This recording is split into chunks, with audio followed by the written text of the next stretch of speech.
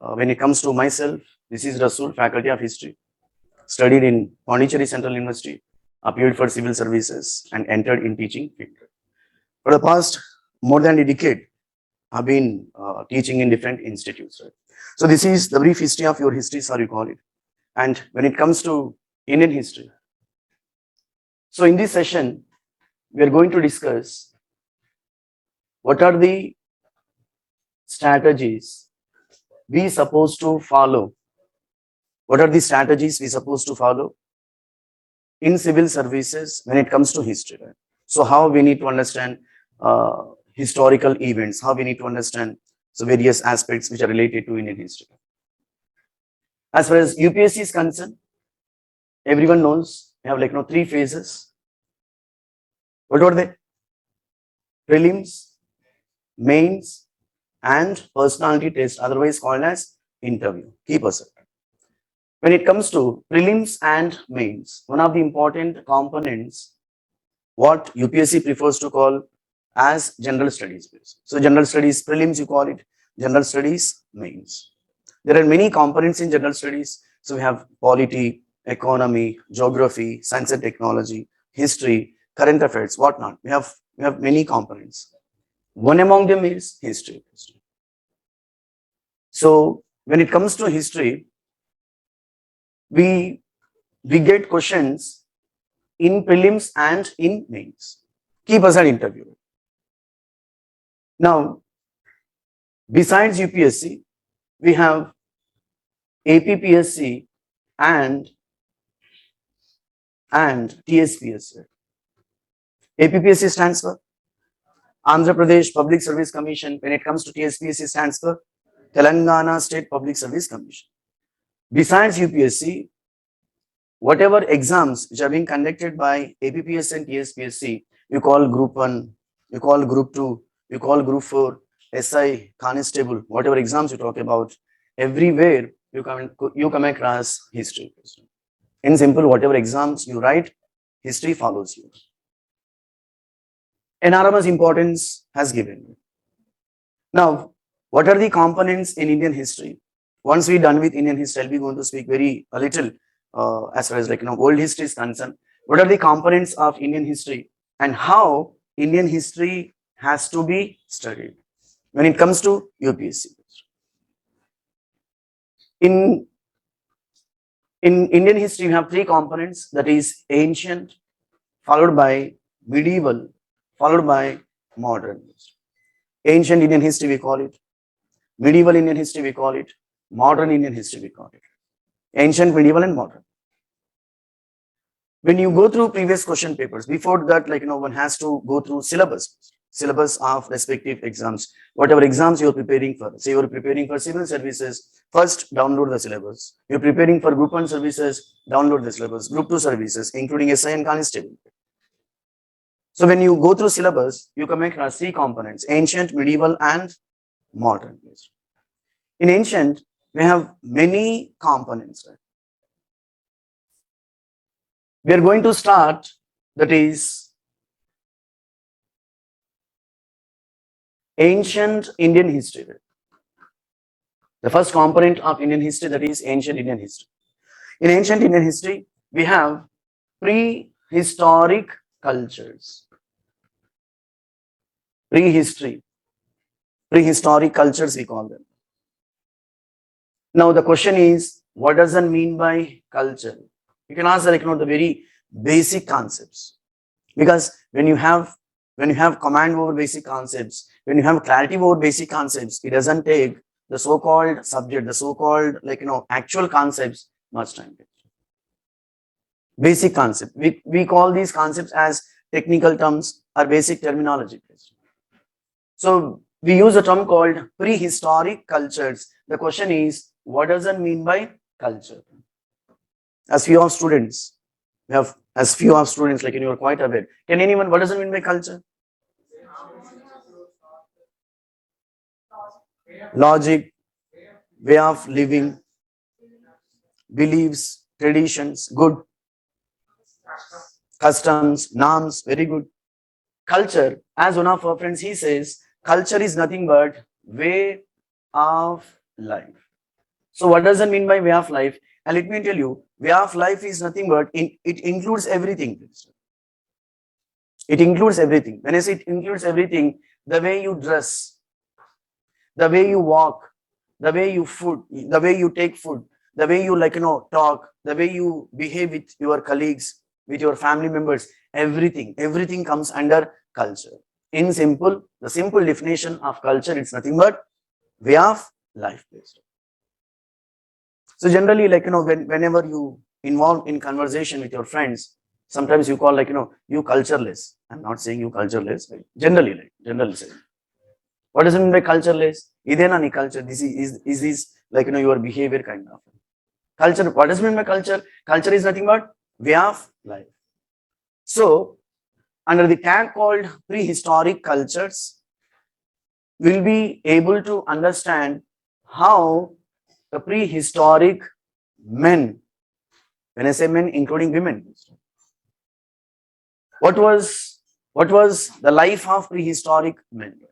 Social life, economic life, and what kind of traditions, what kind of norms, what kind of beliefs, no doubt, primitive beliefs, right? That is, they worship some XYZ elements kind of. Prehistoric cultures. We have Paleolithic,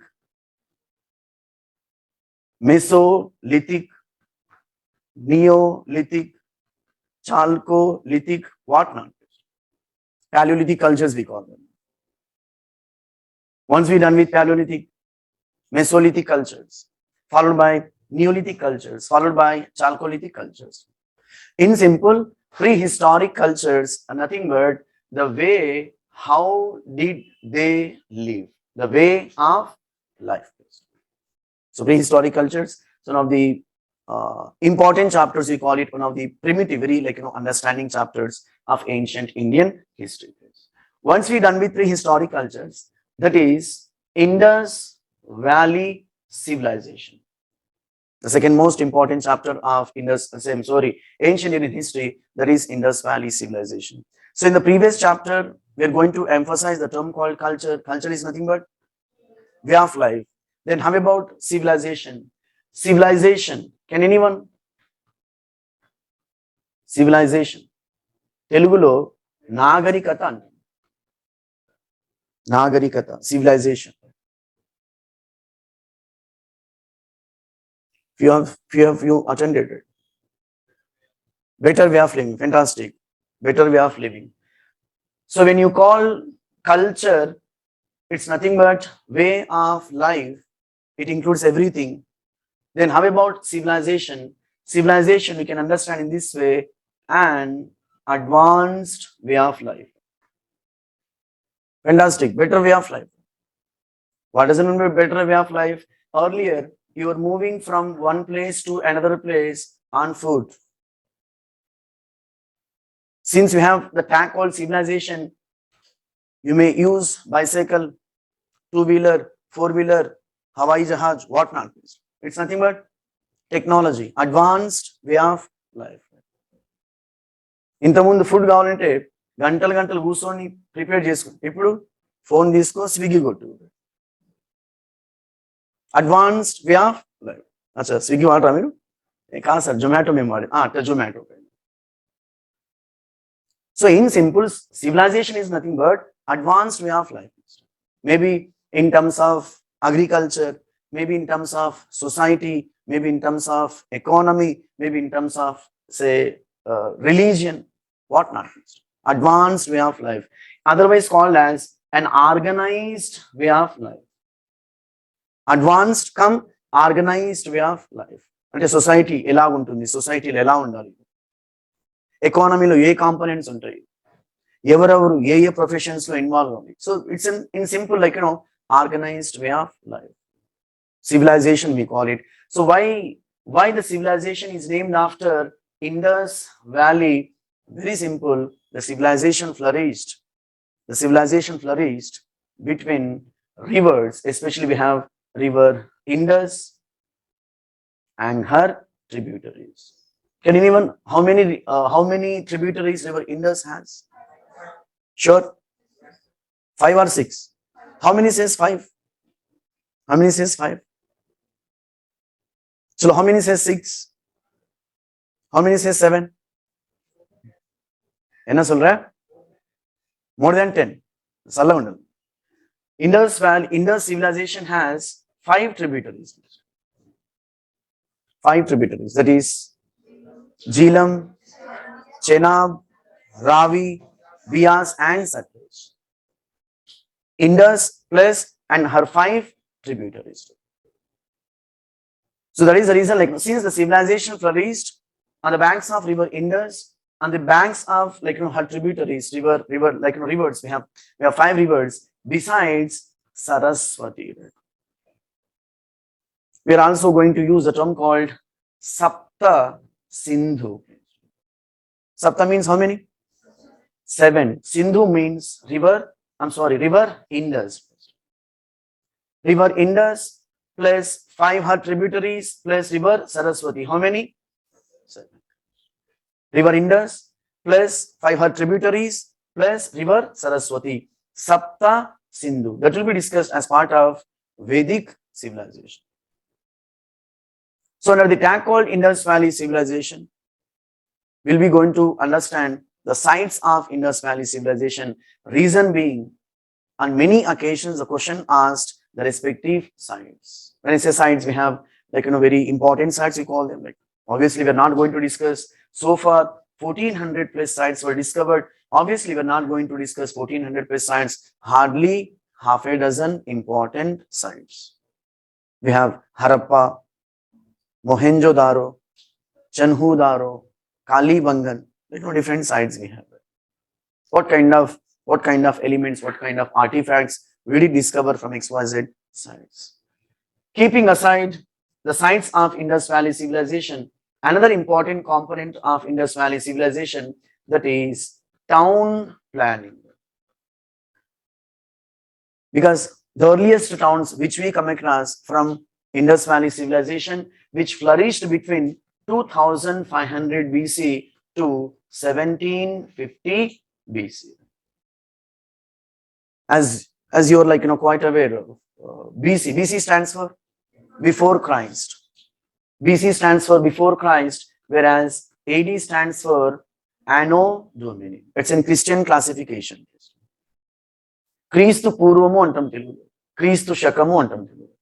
Before Christ and AD Anno Domini. In some text, history books, you also come across BCE A or say AC. BC stands for before Common Era. AC stands for not air conditioner. AC stands for Actual Common Era, please. ACE, Actual Common Era. In some text, you come across CE, that is Common Era. BCE, before Common Era. CE, Common Era. Because when you read any history books, you do get frequent terms, please. BC kind of, or AD, or BCE, ACE, or CE. Keep aside. So when it comes to, I'm talking about the span of Indus Valley civilization, the earliest civilization of what we call Indian subcontinent flourished between 2500 BC to 1750 BC. As I was telling, town planning. The engineering marvel we did come across from Indus Valley towns. Extremely organized. As I was telling, civilization is nothing but an organized and advanced way of life. Organized. Towns ఎలా ఉండాలి, cities ఎలా నిర్మించాలి అనేది వీళ్ళు క్రీస్తుపురం 2500 సంవత్సరాల ముందే చెప్పారు.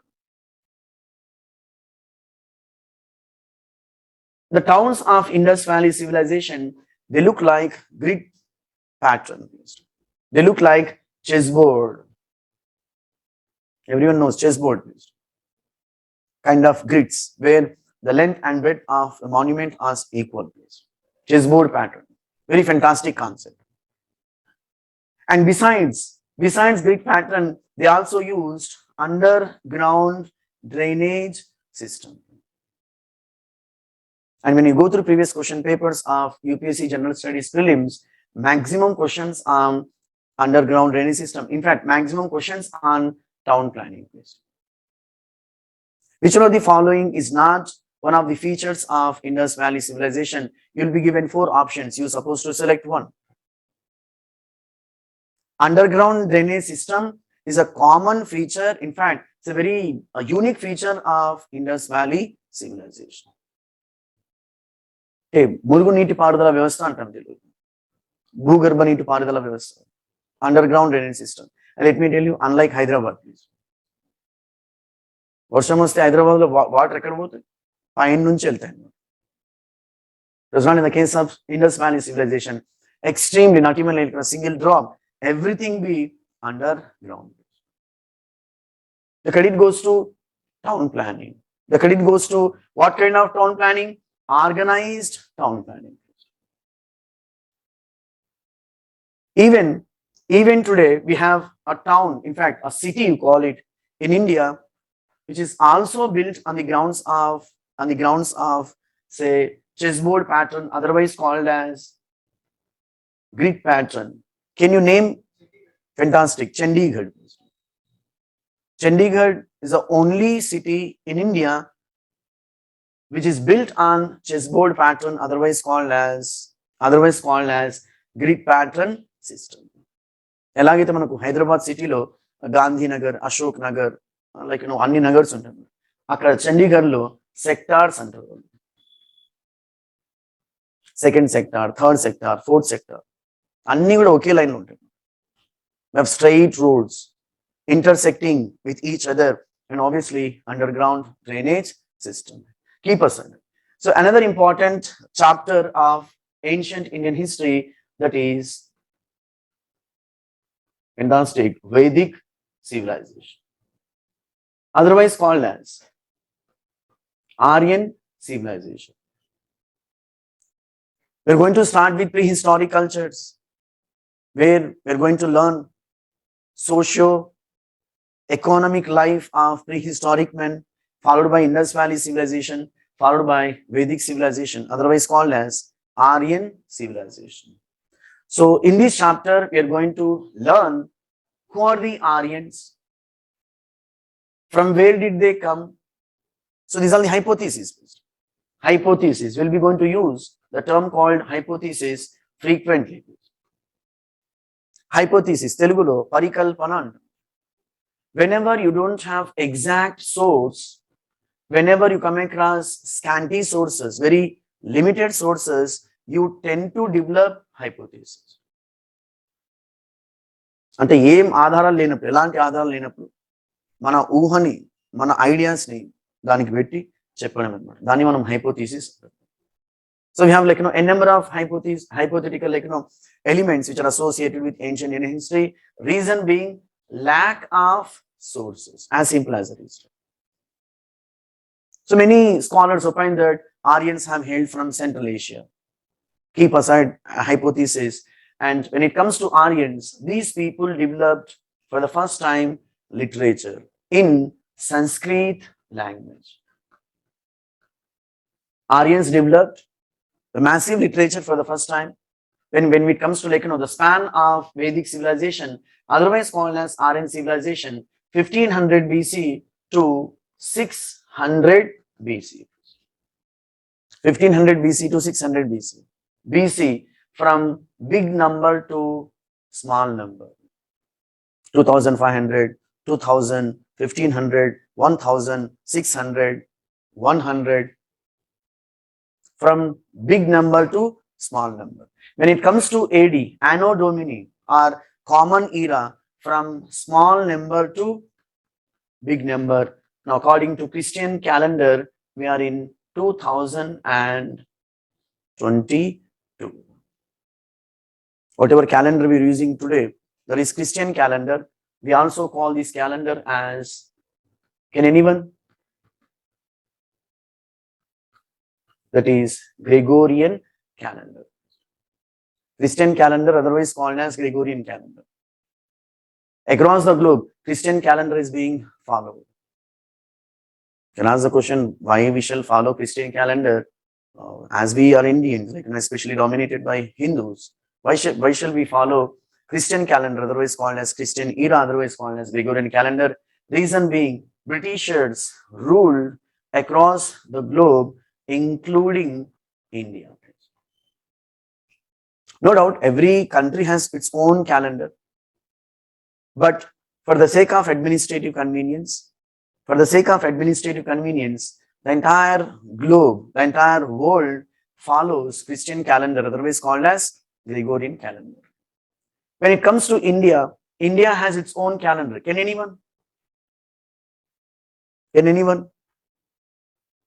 That is, yes, Shaka calendar, which starts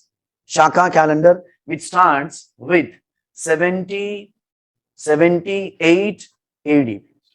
We start in 78 AD. అసలు ఏంది ఇది క్యాలెండర్ గోల్ ఏంటి? అసలు క్యాలెండర్ లేకపోతే మనం ఉండలేమా? The answer is no, let me tell. So when we understand how dates are being calculated in history, how years are being calculated in history, that is based on landmark events.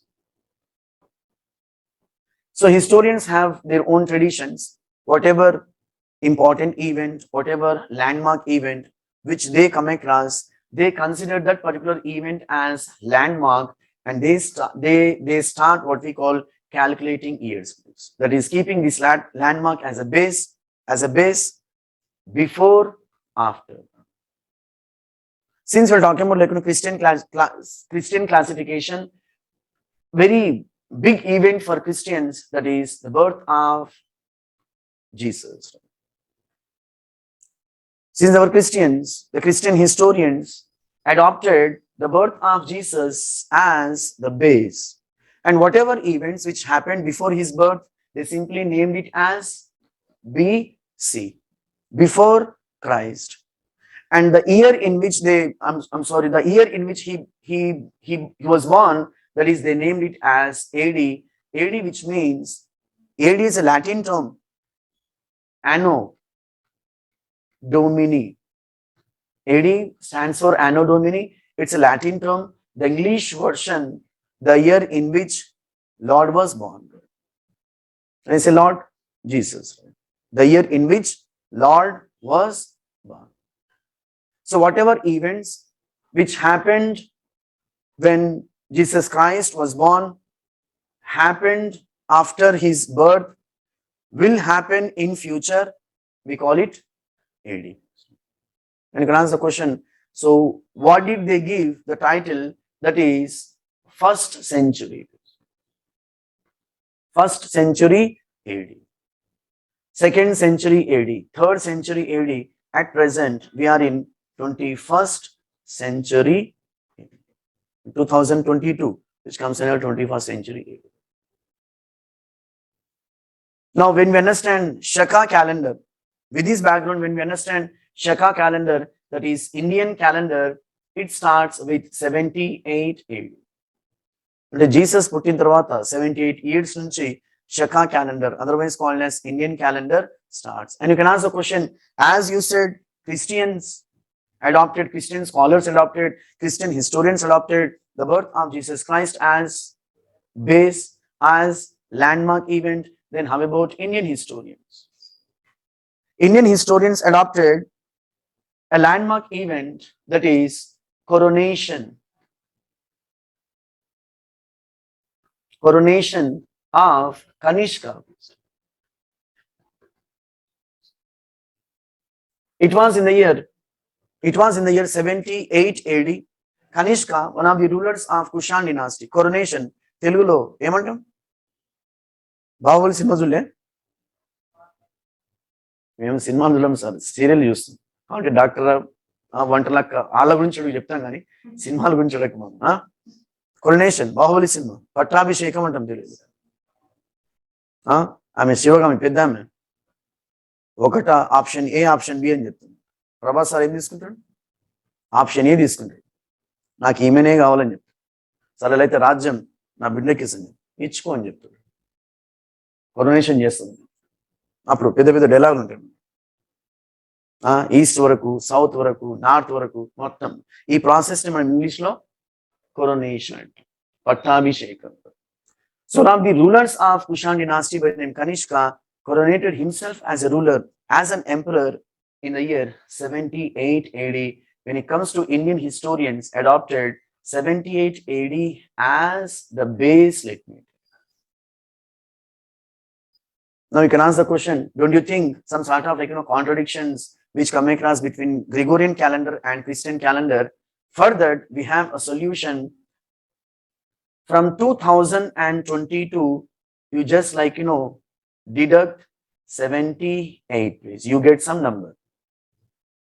Please do deduct. From 2022, deduct 78. You get some number. What did you get? என்ன சொல்ற? 1944. Sure? Sure.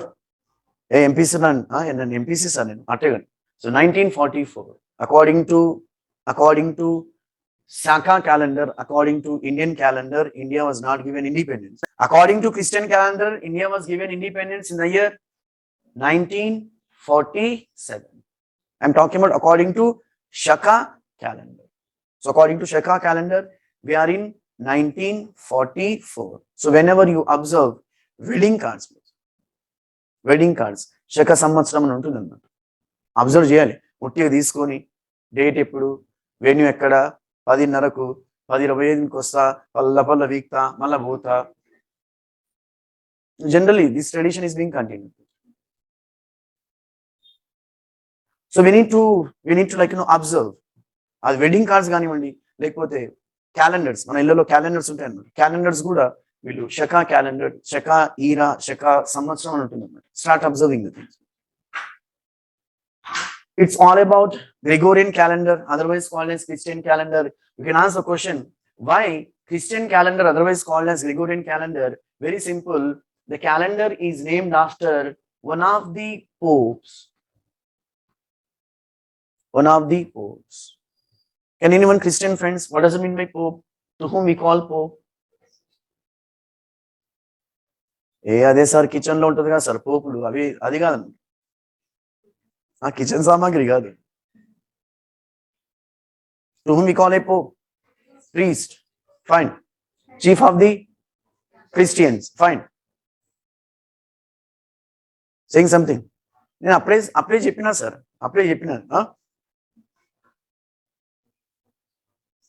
Acha, head of the churches, head of the Catholics. Fine, good. At least idanna telusu annamata. Idantha salaga undalu. Fine. So Pope is nothing but the spiritual head of Christianity. Spiritual head of Christianity. ఉట్టిగా పోయి prayer చేయకూడదు, మొత్తం తెలుసుకోండి. నువ్వు రాసారు, కేకులు ఇస్తారు, అది కాదన్నమాట. ప్రసాదం పెడతారు, కేకులు ఇస్తారు, పానకం పోస్తారు, అది కాదన్నమాట. Everything to be known, because we are preparing for competitive exams. Competitive exams are nothing but society. Competitive exams are nothing but culture. You need to understand each and every element. For example, as Christian friends, ఎప్పుడైనా చర్చ్కి వెళ్ళారు అనుకోండి, ఎప్పుడైనా వెళ్తుంటారు మరి జనరల్గా, అక్కడికి వెళ్ళి అమలకల ముచ్చులు పెట్టొద్దు. మేమేం పెట్టాం సార్, ఒకవేళ పెట్టొద్దు, ఫెంటాస్టిక్. అక్కడికి వెళ్ళి అబ్జర్వ్ చేయాలి ఏ స్టైల్లో చర్చ్ని కట్టించారు. జనరల్గా Christian monuments B constructed in Gothic style of architecture. Start observing. Me elders లేకుంటే చర్చ్లో ఎవరైతే వాక్యం చెప్తారో వాళ్ళని అడగండి, ఇది ఏ స్టైల్. ఆబ్వియస్ వాళ్ళకు కూడా తెలియకుండా ఫిర్ బి లైక్ ఇట్లాంటి క్వశ్చన్స్ అడిగితే రేపటి నుంచి రావద్దని చెప్తారు. గెట్ అవుట్ ఫ్రమ్ ది అని చెప్తారు అనమాట. గోథిక్ స్టైల్ ఆఫ్ ఆర్కిటెక్చర్ మీకు గోథిక్ స్టైల్ ఈజ్ నథింగ్ బట్ చాలా షార్ప్గా ఉంటాయి. అంటే ఇట్లా ఉండవు, కళాకారులను జర ప్రోత్సహించండి. స్ట్రీప్గా ఉంటాయి అన్నమాట. జనరల్గా చర్చెస్ మీరు అబ్జర్వ్ చేస్తే చాలా స్ట్రీప్గా ఉంటాయి అన్నమాట.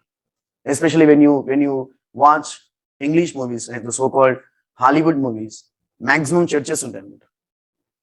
Besides churches, even the secular monuments in European continent is nothing but Christianity. So basically, Christian monuments are being built in a style called Gothic style of architecture. And when it comes to that is Hindu monuments, when I say Hindu monuments, especially temples, అంటే టెంపుల్కి వెళ్ళినప్పుడు observe చేయాలి sir, అంతేగా. When I say observe Christian friends, obviously you supposed to observe temples. ప్రసాదం బాగా పెడతారు, బొమ్మడి పేకాట్ అన్నమాట. ప్రసాదం కూడా తినండి. At the same time, observe temples. What is the significance of the temple? I'm not talking about the religious significance. I'm not talking about religious stories, please. I'm talking about historical stories, historical evidences. In India, we have 3 styles of architecture. I'm talking about temple architecture, please. Can anyone? Already few students have attended. Fantastic. Nagara, where? North India, fantastic. Nagara, otherwise called as Shikhara. In North India, we have Nagara style of architecture, otherwise called as Shikhara style of architecture. In Deccan, can anyone? Vesara style, fantastic. Vesara, please, not Dravida. Vesara style of architecture. Then how about in South India? That is Dravidian style of architecture. Dravidian style of architecture. So repeat, in India, we have temples which were built in 3 styles of architecture. 3 styles of architecture, that is Nagara style, otherwise called as Shikhara style. Nagara style, otherwise called as Shikhara style, that is North Indian temples were built in Nagara style, otherwise called as Shikhara style. When it comes to Deccan, you can ask the question, what are the areas which constitute Deccan? You might have heard that is Deccan charges, IPLN, Deccan charges, keep aside. So we have South Marathi territories, entire Telangana state, and Northern Karnataka. We call these territories as Deccan. So whenever you come across Deccan, keep in mind, so these are the territories. South Maharashtra, entire Telangana state, and Northern Karnataka. So whatever temples which were built in Deccan, they were built in a typical style called Vesara style. And when it comes to South India, that is Tamil Nadu, Kerala, Karnataka, when I say Karnataka, the southern Karnataka, and even southern Andhra Pradesh, southern territories of Andhra Pradesh, we consider these territories as South India, where they follow a typical style, that is for South Indian style, Dravidian style. So when we understand one fundamental difference, we have n number of fundamental differences between Dravidian style of architecture and Vesara style, and Dravidian style of architecture and Nagara style. So when we understand one difference between Nagara style of architecture and Dravidian style of architecture, start observing whenever you happen to visit to the temple, whenever you happen to go to the temple. In Dravidian style, we found Gopuram. Very simple. And you can ask the question, does that mean, didn't we find Gopuram in Vesara and Nagara? The answer is yes. Very simple. The fundamental difference between Dravidian style of temples and Nagara style, at the same time Vesara style, that is Gopuram. What do we call Gopuram? Fantastic. Entrance. Very good. We call entrance Gopura. Sanskrit term Gopuram. Telugu. English version entrance. Entrance to the temple. Strictly speaking, the concept called Gopuram was copied by Hindus from Buddhism, that is Torana. Torana is a Prakrit term. The English version entrance. Toranamu. Eventually we use the term called Toran. పండుగలు వచ్చినప్పుడు తోరణం కట్టని చెప్పు, మనల్ని మనకే కట్టుకోవడానికి సాధకాలు forget about తోరణం. ఊరికి ఇప్పుడు ఫ్యాషన్ అయిపోయింది, ఏదో ప్లాస్టిక్ తెచ్చి చాలా బాగుంది కదా మమ్మీ అని చెప్పు, పని తప్పించుకోవడానికి. Torana, entrance.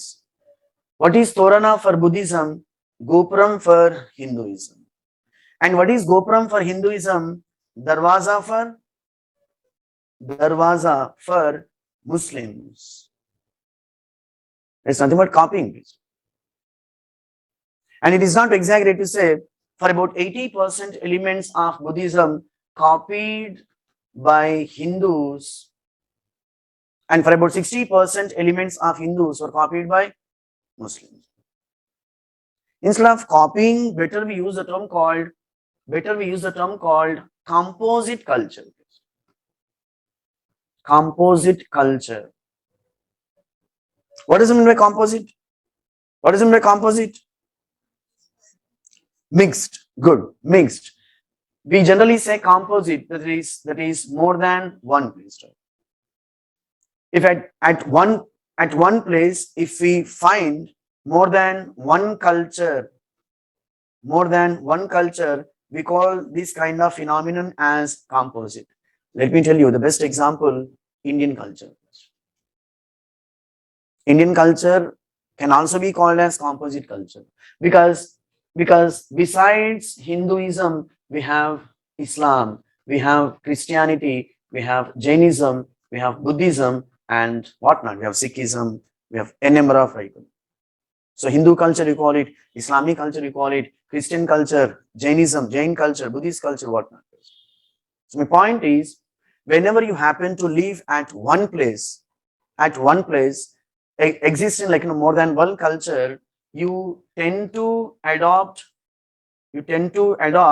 the features of others.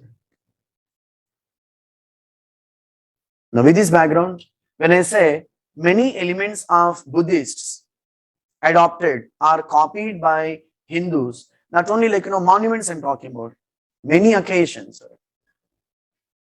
The best example, Gopuram. Besides Gopuram, we have Pradakshina Patha, please. What are the Pradakshina Patha? Circumambulation, fantastic. Pradakshina Patha, circumambulation. మనలో మామూలు మొక్కరు అన్నాడు, ఇది ఒక్క ఎగ్జామ్ పాస్ కానీ ఈ గుడికి వచ్చి మొత్తం కొడతా అని చెప్పాను. If I get through the so called exam, especially maths అనుకున్నాను, కొంతమంది కెమిస్ట్రీ, కొంతమందికి ఉంటుంది అనమాట, నాలాంటి మ్యాథ్స్ అనమాట, అందుకే హిస్టరీ తీసుకున్నా. Right. So we generally say, so we'll go for Pradakshina Patha. It's basically belong to Buddhism, and it was further copied by Hindus. So what is Torana for Buddhists, Gopuram for Hindus, Darwaza for Muslims? Might have heard that is Buland Darwaza. Might have heard this, right? Buland Darwaza. Manaku UP lo untundi, Uttar Pradesh lo untundi. Buland Darwaza, which was built by Akbar. Alai Darwaza, we found this particular entrance to the mosque, that is Delhi, please. Alai Darwaza. Darwaza. What is Gopuram for Hindus, Darwaza for mosque? Right. So my point is, whenever you happen to go to any what we call religious monuments and even secular monuments, try to observe the architecture. Reason being important for competitive exams. And when it comes to Buddhism, we have two types, two divisions or two sects, you call them in Buddhism, that is Hinayana Buddhism and Mahayana Buddhism. Hinayana Buddhism and Mahayana Buddhism. And let me tell you, no religion is free from Schiism. Try to understand another important area, that is Schiism. If someone asks, what does that mean by Schiism? You say, if a religion experiences split, if a religion experiences division, we call this phenomenon as Schiism. When it comes to Buddhism, one of the prominent religions of ancient India, we have two sects in Buddhism, that is Hinayana followed by Mahayana. Hinayana Buddhism and Mahayana Buddhism. If someone asks, what is the fundamental difference between, the basic difference between Hinayana Buddhism and Mahayana Buddhism?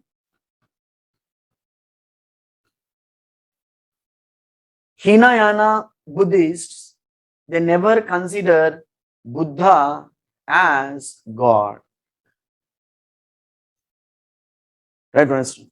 They consider Buddha as a philosopher, as a human. And he also, like us, since he got enormous knowledge, extreme philosophical knowledge, and he solved many philosophical problems. So Hinayana sect or Hinayana, Buddhism never consider Buddha as God. No doubt, they follow Buddhist principles. When I say Buddhist principles, whatever principles the gentleman proposed, whatever principles, whatever philosophy, propounded by Siddhartha Gautama, popularly known as Gautama Buddha. They respect principles, they follow principles of Buddha, and they even preach his principles, his philosophy.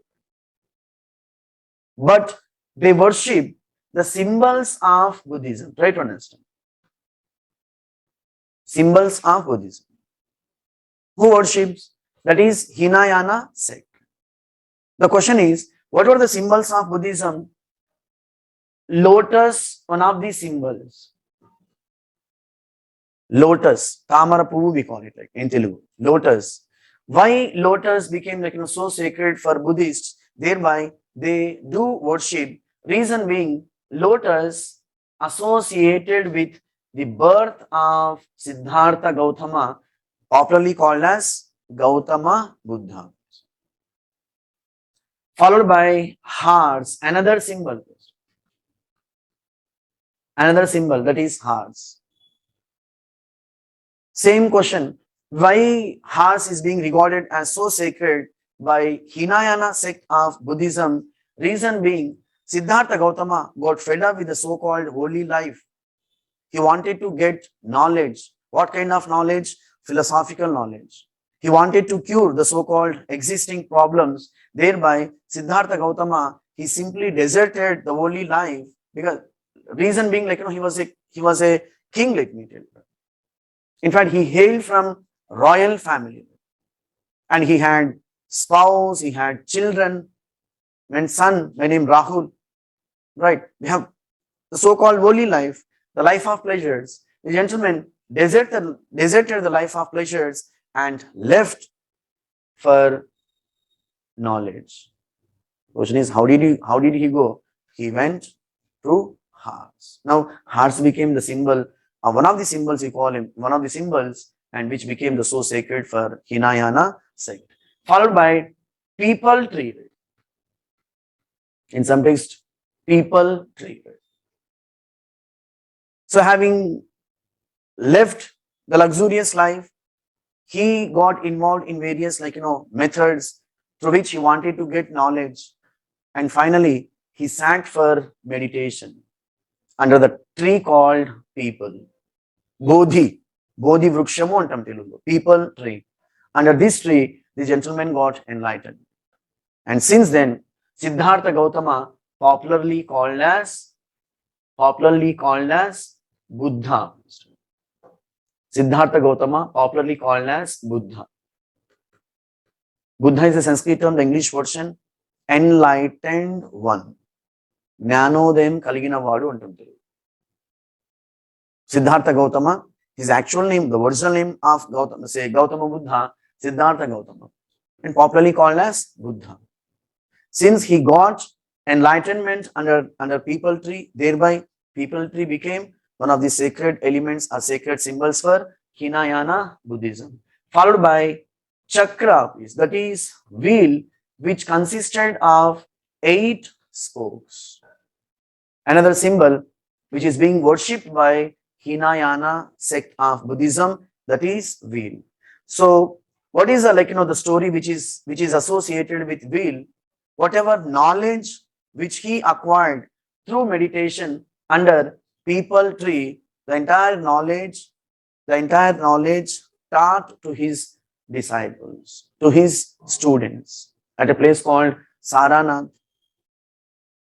And whatever knowledge which he taught to his students, they were asked to propagate this knowledge to the 8 directions. Try to understand.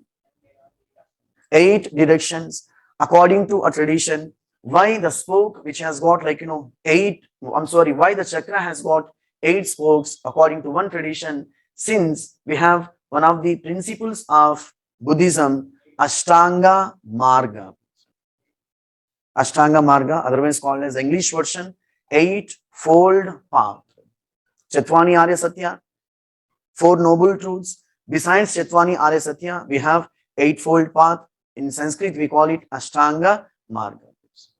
When we understand, the first narration, that is first episode, we have 8 directions. That is south, north, west, east, northeast, southwest, kind of. Dharma Chakra. In Sanskrit, we call it Dharma Chakra Parivartana. And fifth one, that is Stupa. Let me tell you. Stupa Muantam Telugu. Stupa. Stupa is nothing but pillar. Let me tell you. So why this pillar? Buddhists, after the death of Gautama Buddha, his relics were collected. Relics, astikalu antam telugu. Relics, remains you call them. Under the relics, Buddhists built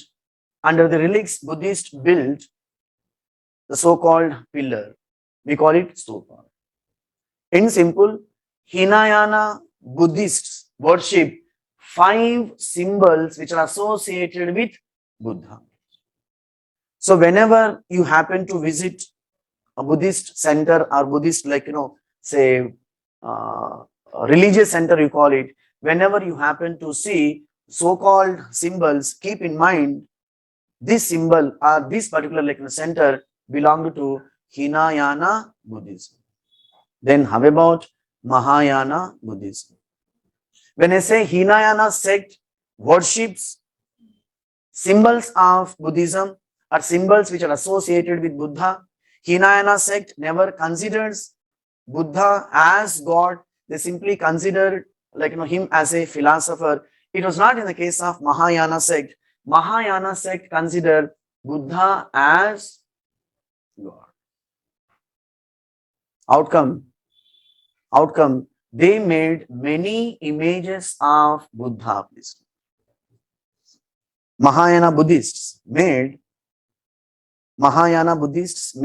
the images of Buddha, the statues of Buddha.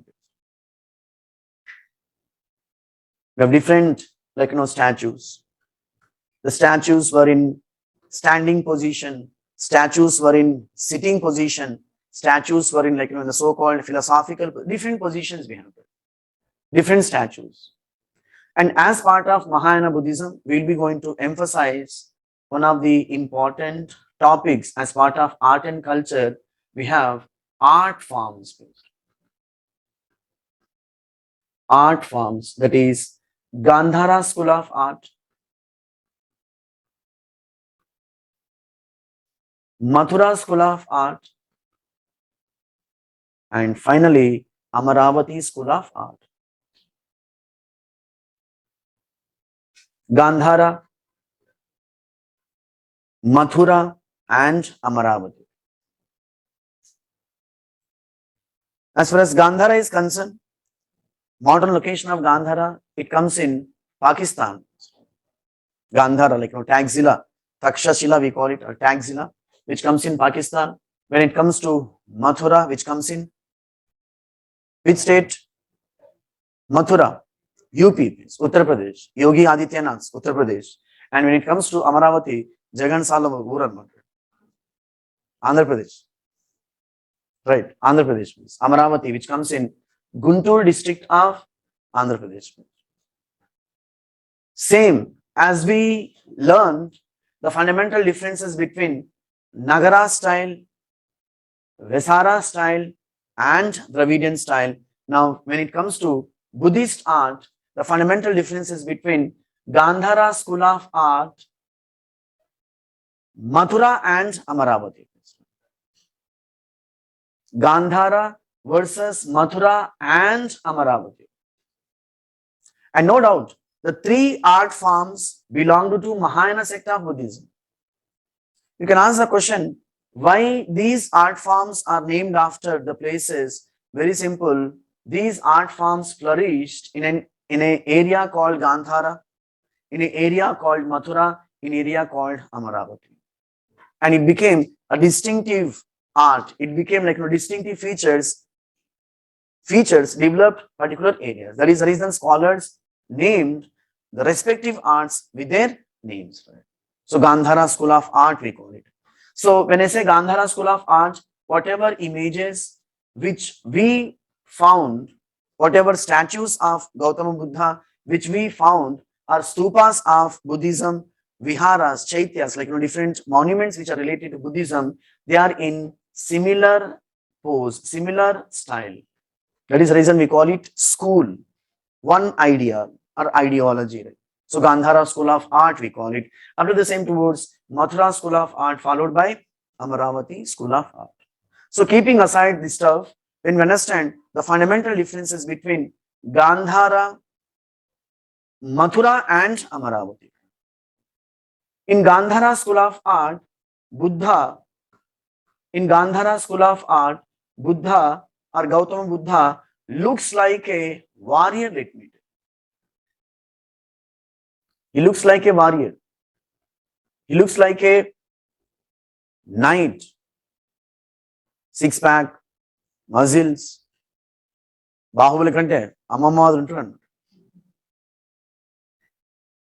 Then how about in Mathura and Amaravati? In Mathura School of Art and Amaravati School of Art, Buddha looks like a philosopher.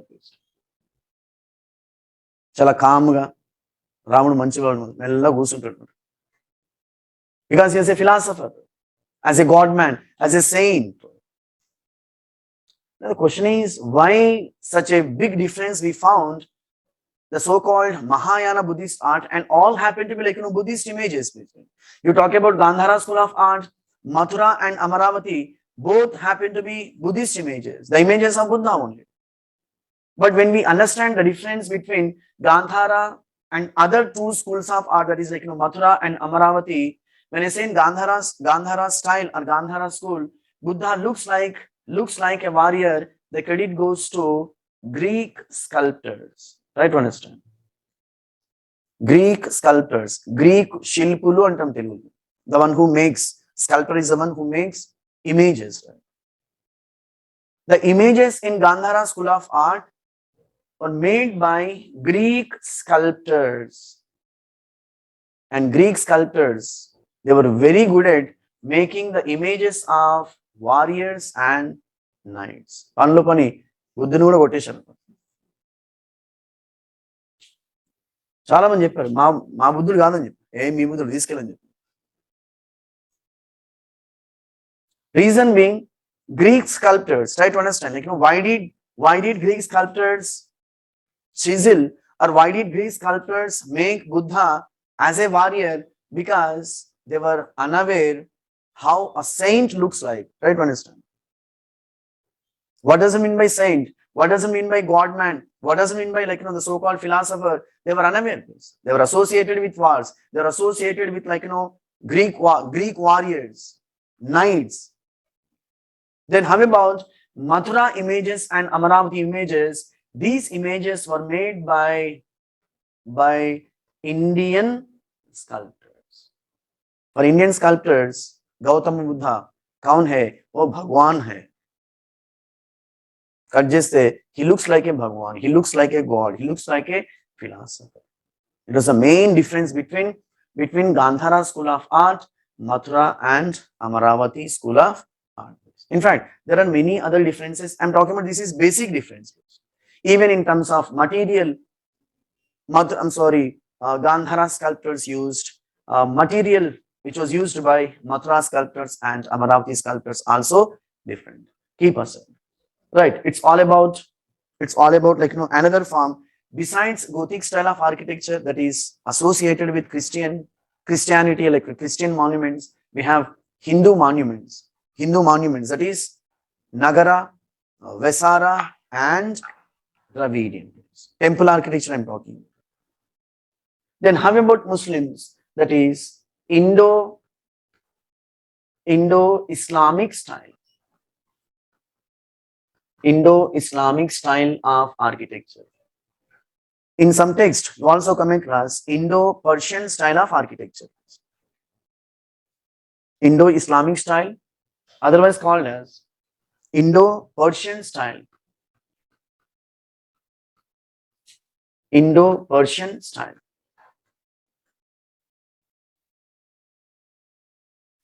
So you might have watched many Muslim monuments. You call mosque, you call dargah, and the so-called, we have examples, especially in Hyderabad, we have Charminar, we have Mecca Masjid, and the best example, we have Taj Mahal. I'm talking about examples of Indo-Islamic style of architecture, otherwise called as Indo-Persian style of architecture. When we understand the title called, that is like Indo-Islamic style, otherwise called as Indo-Persian style, very simple. It was the best example of composite architecture. Composite elements. What is a composite? More than one, in simple. It can be any, maybe 2, maybe 3, maybe 10, keep aside. In simple, more than one. When I say composite art, X art and Y art. Composite architecture, same. When we confine, that is Indo-Islamic style, very simple, we have two elements, that is Indian elements and Persian elements, otherwise called as Muslim elements. Indian elements and Persian are Muslim elements. That is the reason we call it Indo-Islamic style of architecture, otherwise called as Indo-Persian style of architecture. What does that mean? Very simple. These monuments wherein we found composite elements, as simple as it is. When I say composite elements, theme belonged to Islam, Islamic theme. They were built by Indians. Thereby we call it Indo-Islamic style of architecture. When I say take Taj Mahal, the best example of Indo-Islamic style. If someone asks, can you name the best example of Indo-Islamic style? No second thought, go for Taj Mahal, or Mecca Masjid, or Charminar, whatever Muslim monuments. We generally say Taj Mahal. Taj Mahal, it's an Muslim monument, and say it's a non-religious. It's not religion piece. It's a secular monument, we call it.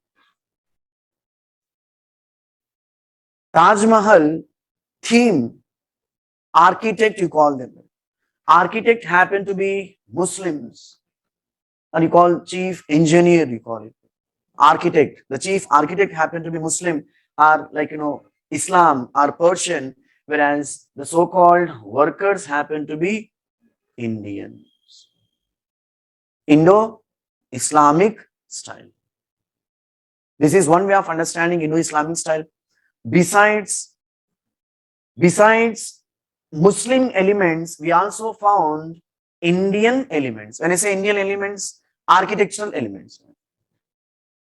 Architectural elements. That is the reason we call it Indo-Islamic style of architecture.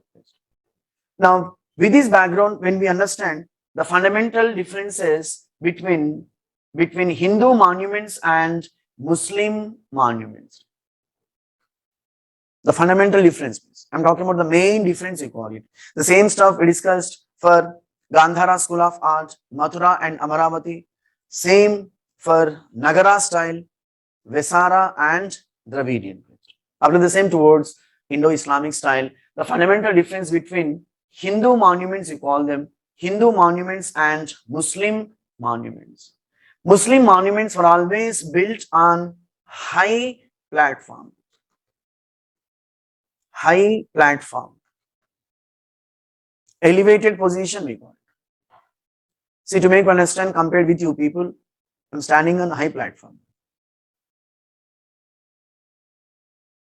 Start observing the monuments, please. Whenever you happen to go to Mecca Masjid, whenever you happen to go to Charminar, whenever you happen to visit Taj Mahal, or any, like whenever you happen to go visit the so-called Qutub Shahi tombs you have, right? Qutub Shahi tombs in Hyderabad. Right? start observing why these monuments are being, they were built on like, high platform, elevated position. You can ask the question like, why did they build Muslim monuments on high platform? You call like, secular monuments, or you call sometimes religious monuments. Reason being, in order to give a grand look, okay, imposition look anamata. How many of you been to Taj Mahal? How many of you been to Taj Mahal? Right. Taj Mahal దగ్గరికి వెళ్ళాలంటే మనం steps ఎక్కి వెళ్ళాలి.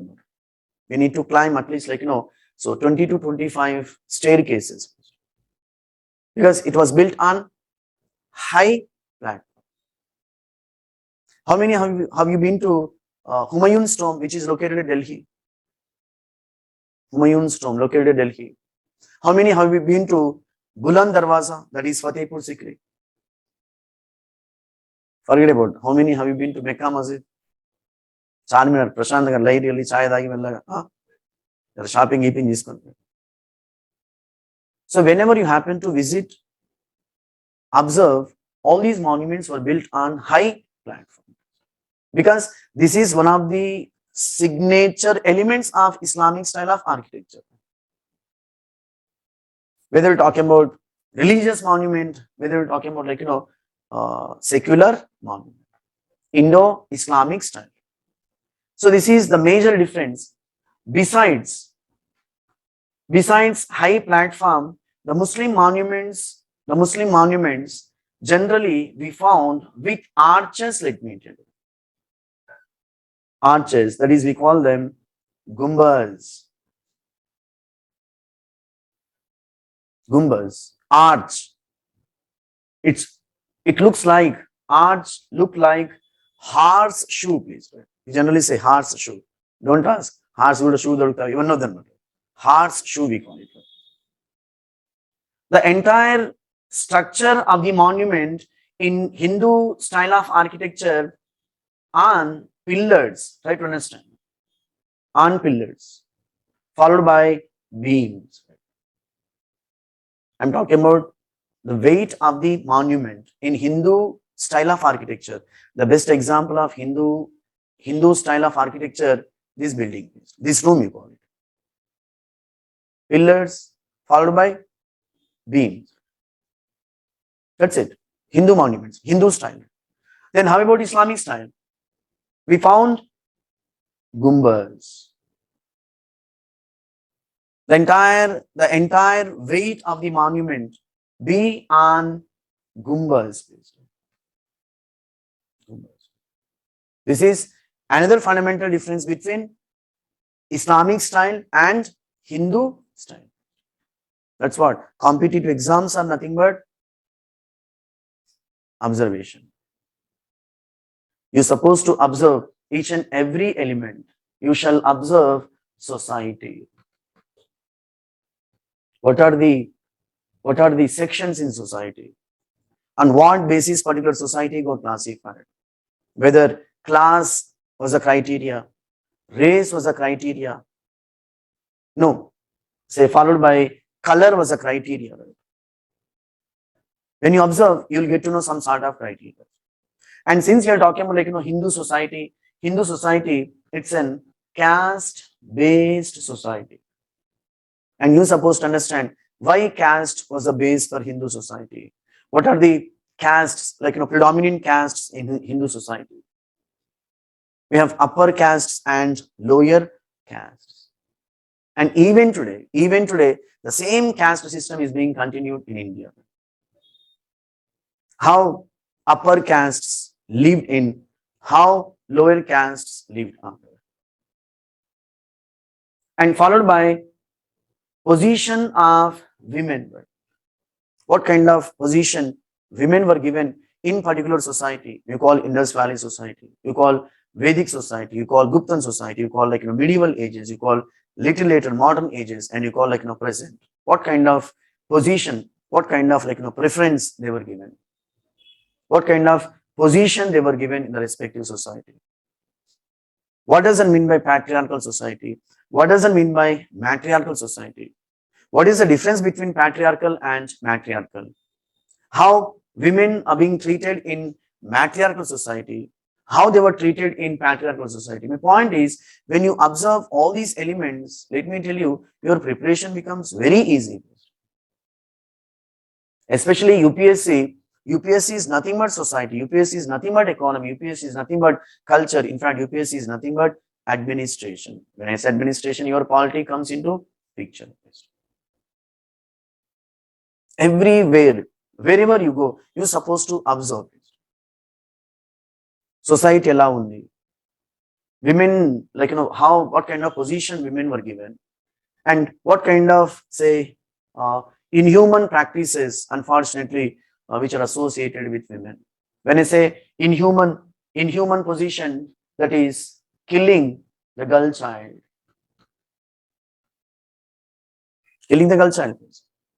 We call it female infanticide. Killing the girl child. So one of the inhuman practices, one of the, say, brutal practices which we found in India, and unfortunately even today it is being continued. The only difference between ancient, medieval, and now, when I say modern, so that is 21st century India. Earlier, we used to kill after birth. Now, before birth. Reason being, technology, sir, kya bol rahe? Have sex determination test, let me tell you. When you have habit of reading newspapers, the so-called educated people,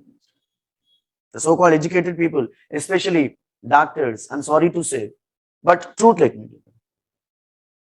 Doctors, they're going for abortion. Reason being, Indian society gave enormous importance to boys, men. Then how about a kind of burden? That's what I was using the term called in ancient and medieval, after the birth, now before the birth. We need to understand, that's what competitive exams are nothing. You're supposed not to read the syllabus, you're supposed not to understand the subject purely for exam oriented. No, you're not here for exam. You're here to understand the society, to understand economy, to understand the social evils. I'm just introducing one of the inhuman practices, unfortunately, we found that is being continued. Besides killing the girl child, we have child marriages. Balya vivahalu antam, child marriages. And it's quite interesting to know, be it child marriages, killing the girl child, followed by sati, and we have many inhuman practices. You call Devadasi system. You might have watched a movie called Roy. Which Roy? Idi cheptaru anamata. Shyam Singha Roy. Shyam Singha Roy is nothing but Devadasi system. Devadasi, temple dancers. Unfortunately, the last resort of Devadasis, they became prostitutes, let me tell you. I don't understand. I'm talking about the last resort of Devadasis. Deva, God, Dasi, servant. Servants of the God. Once again, you need to observe in society, especially in Telangana state. Whenever you happen to go to Karimnagar, especially. Anyone from Karimnagar? Peddapalli. Rajanna Silsila, Rajeshwara temple. So whenever you visit all these places, you do come across that is donating girl childs to temple, let me tell you. Donating girl childs to the temple. Because they're supposed to work in the temple, they're supposed to clean the temple, they're supposed to maintain the so-called Swachh Bharat in the temple. And besides, they're supposed to entertain people. On which occasions? The so-called occasions we have, public gatherings we have, social gatherings we have, cultural, festivals, cultural gatherings. And these temple dancers, the last resort of temple dancers, that is prostitution. We have different technical terms. Devadasi system, which born and brought up in Guptan period, otherwise called as Jogini system, otherwise called as Matangini, otherwise called as Shiva, Sati. Different technical terms here. Jogini, Matangini, Shiva Sati, Basivini, whatnot. Same system. Born and brought up in Guptan period, Devadasi system, and even today that is being continued. I remember it was in 2004, undivided Andhra Pradesh, government of Andhra Pradesh constituted a committee which was headed by Raghunatha Rao. What for? To study the various issues which are pertaining to Devadasis. The Raghunatha Rao Commission says we have 1.8 lakhs Devadasis. Where? In Telugu speaking territories. And they were reeling under very deplorable conditions, very pathetic conditions. They had children, but no one knows who was the father. So in the name of religion, in the name of religious traditions, selfish priestly class, selfish men invented and introduced, implemented Mottam Agamagan Jesharam. Reason being, you're supposed not to question because the tradition is related to God, religion. And if I'm not wrong, even today we're supposed not to question it. We're supposed not to question. To where? To religious institutions. Do you question religious institutions? Do you question God? Do you question religious, traditions, norms? Question judgment. Pallan Victor. It is our coaching center. Then question A, no guda, question A. Ni pillan guda, ittane venchandi. Because we were born and brought up, we were nurtured in this way. It was Western education, which taught us. You're supposed to question whatever institution which stands in front of your question, follow it. If not, discard it. That's the greatness of Western education that will be discussed. So my point is, it's all about observation. Society, caste system. Besides caste system, we have many other systems. You call slavery system. Banisa Vyavastha antam Telugu, slavery system. Besides slavery system, we have different technical terms, especially which is associated with Telangana region. We have Bhagela system. And in Telangana society, in Telangana region, we have Adapapa system. This is another bumper offer to Telangana women. Adapapa system. Especially those who hail from villages, you might have quite aware of this system. The most victims in society, women, they were associated with various evils. We suppose not to call them evils. In human practices, you call them barbaric practices. Why barbaric practices? Because in the name of a tradition, in the name of a custom, you started killing the widows. What does it mean by sati? Sati is nothing but after the death of her husband, a widow shall enter to the funeral pyre. Sati. A widow entering to the funeral pyre. And someone asks a question, if the dead body is being buried, he does not tell you, widow also being buried. Just imagine. Just imagine. This is what unfortunately we went through. అంటే ఒక బతుకున్న వాళ్ళను చంపడం ఏది అది కూడా ఒక ఆచారం అన్నమాట, tradition. What kind of tradition? Very sacred tradition. And it has been attested, it has been supported by, unfortunately, inhumanly, shamelessly, by many shastras, especially Manu, Manu Dharma Shastra. On many occasions, we found many provisions which are associated with sati. How did they justify sati? They justified the 3 knots.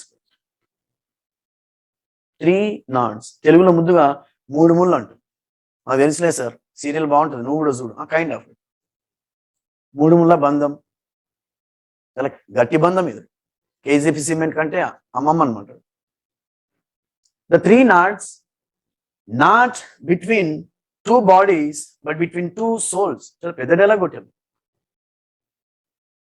The 3 knots, 3 ముళ్ళు అనమాట.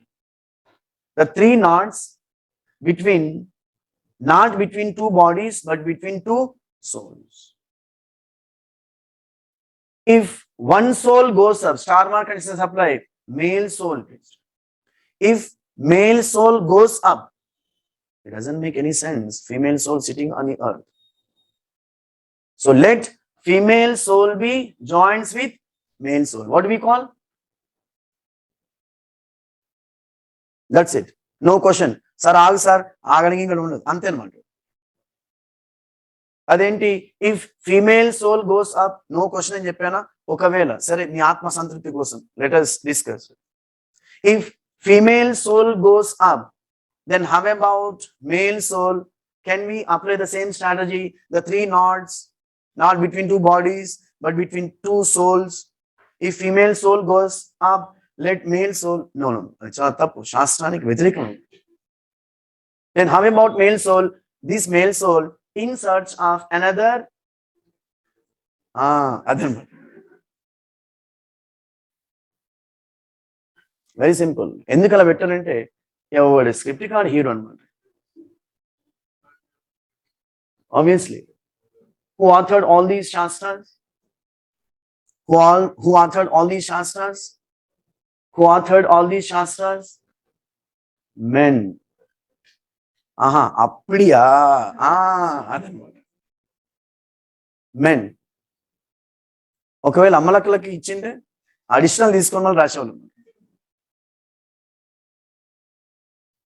Since all these shastras, you call Manu Dharma Shastra. Manu, it's the name of the gentleman, like lawmaker, you call him, so Brahmin scholar. Since he wrote Dharma Shastra, the Dharma Shastra is named after him. We call Manu Smriti, let me tell you. Smriti, it's a Sanskrit term, the English version, code. Today we have codes, that is IPC, CPC, CRPC. Indian Penal Code, CPC, Civil Procedure Code, and CRPC, Criminal Procedure Code. సినిమాలు చూస్తున్నాం, IPC, under IPC ఈ ముద్దాయికి శిక్ష వేస్తున్నాం అని చెప్పి జనరల్గా వింటుంటారు. IPC, CPC, and CRPC. So these are the the modern codes which are introduced by British government. When I say British government, right from 18th century onwards, we were under British rule. And until 18th century, what were the base for Hindu administration? What were the base for Muslim administration? When it comes to Hindu administration, the base for Smritis, we call Manu Dharma Smriti or Manu Smriti. We call Yajnavalkya. Yajnavalkya. It's the name of the scholar, Brahmin scholar, obviously. Since he wrote a Smriti, the Smriti is named after him, Yajnavalkya Smriti. Brihaspati Smriti, Parasara Smriti, what not? In simple, all laws, all codes were written by men. Outcome, women were given low position. When I say low position, they were given socially subordinate position. They were given socially subordinate position. Besides socially subordinate position, various evils. You call killing the girl child, you call child marriages, you call sati, you call giving inauspicious life to widows, very inhuman life to widows. ఏం జరిగిందని తెలిసిన లోపలే వీడో అవుతుంది, ఆడు ప్రశాంతంగా తాగిపోతాడు. Now the actual BGM, the actual life she had to leave. Widows, very, very pathetic condition. Start watching movies which are related to all these people. You'll get to know what kind of trauma, what kind of inhuman practices which we found, which history taught us. She's supposed not to come out from a closed room, let me tell you. Because her presence itself inauspicious. Chala pavitram annamata. And even it is not exaggerated to say, if she exposed to sun becomes inauspicious. ఒకవేళ ఈమె నీడ sir మీద పడితే అదేంటి ఆయన నీళ్ళ లేదు, ఆయన పవిత్రుడు, అందుకని బయట మళ్ళీ బువ్వ పెడతారా సార్? పెడతారు. And should be given dress code please అంటే యూనిఫామా sir? Kind of white and white. నేను దావత్కి వస్తా, ఫంక్షన్కి వస్తా, కూర్చోండి కూర్చో. దీనికంటే నా స్వామి పోయినాడని ఇల్లు కూడా పోతుంది. What is this?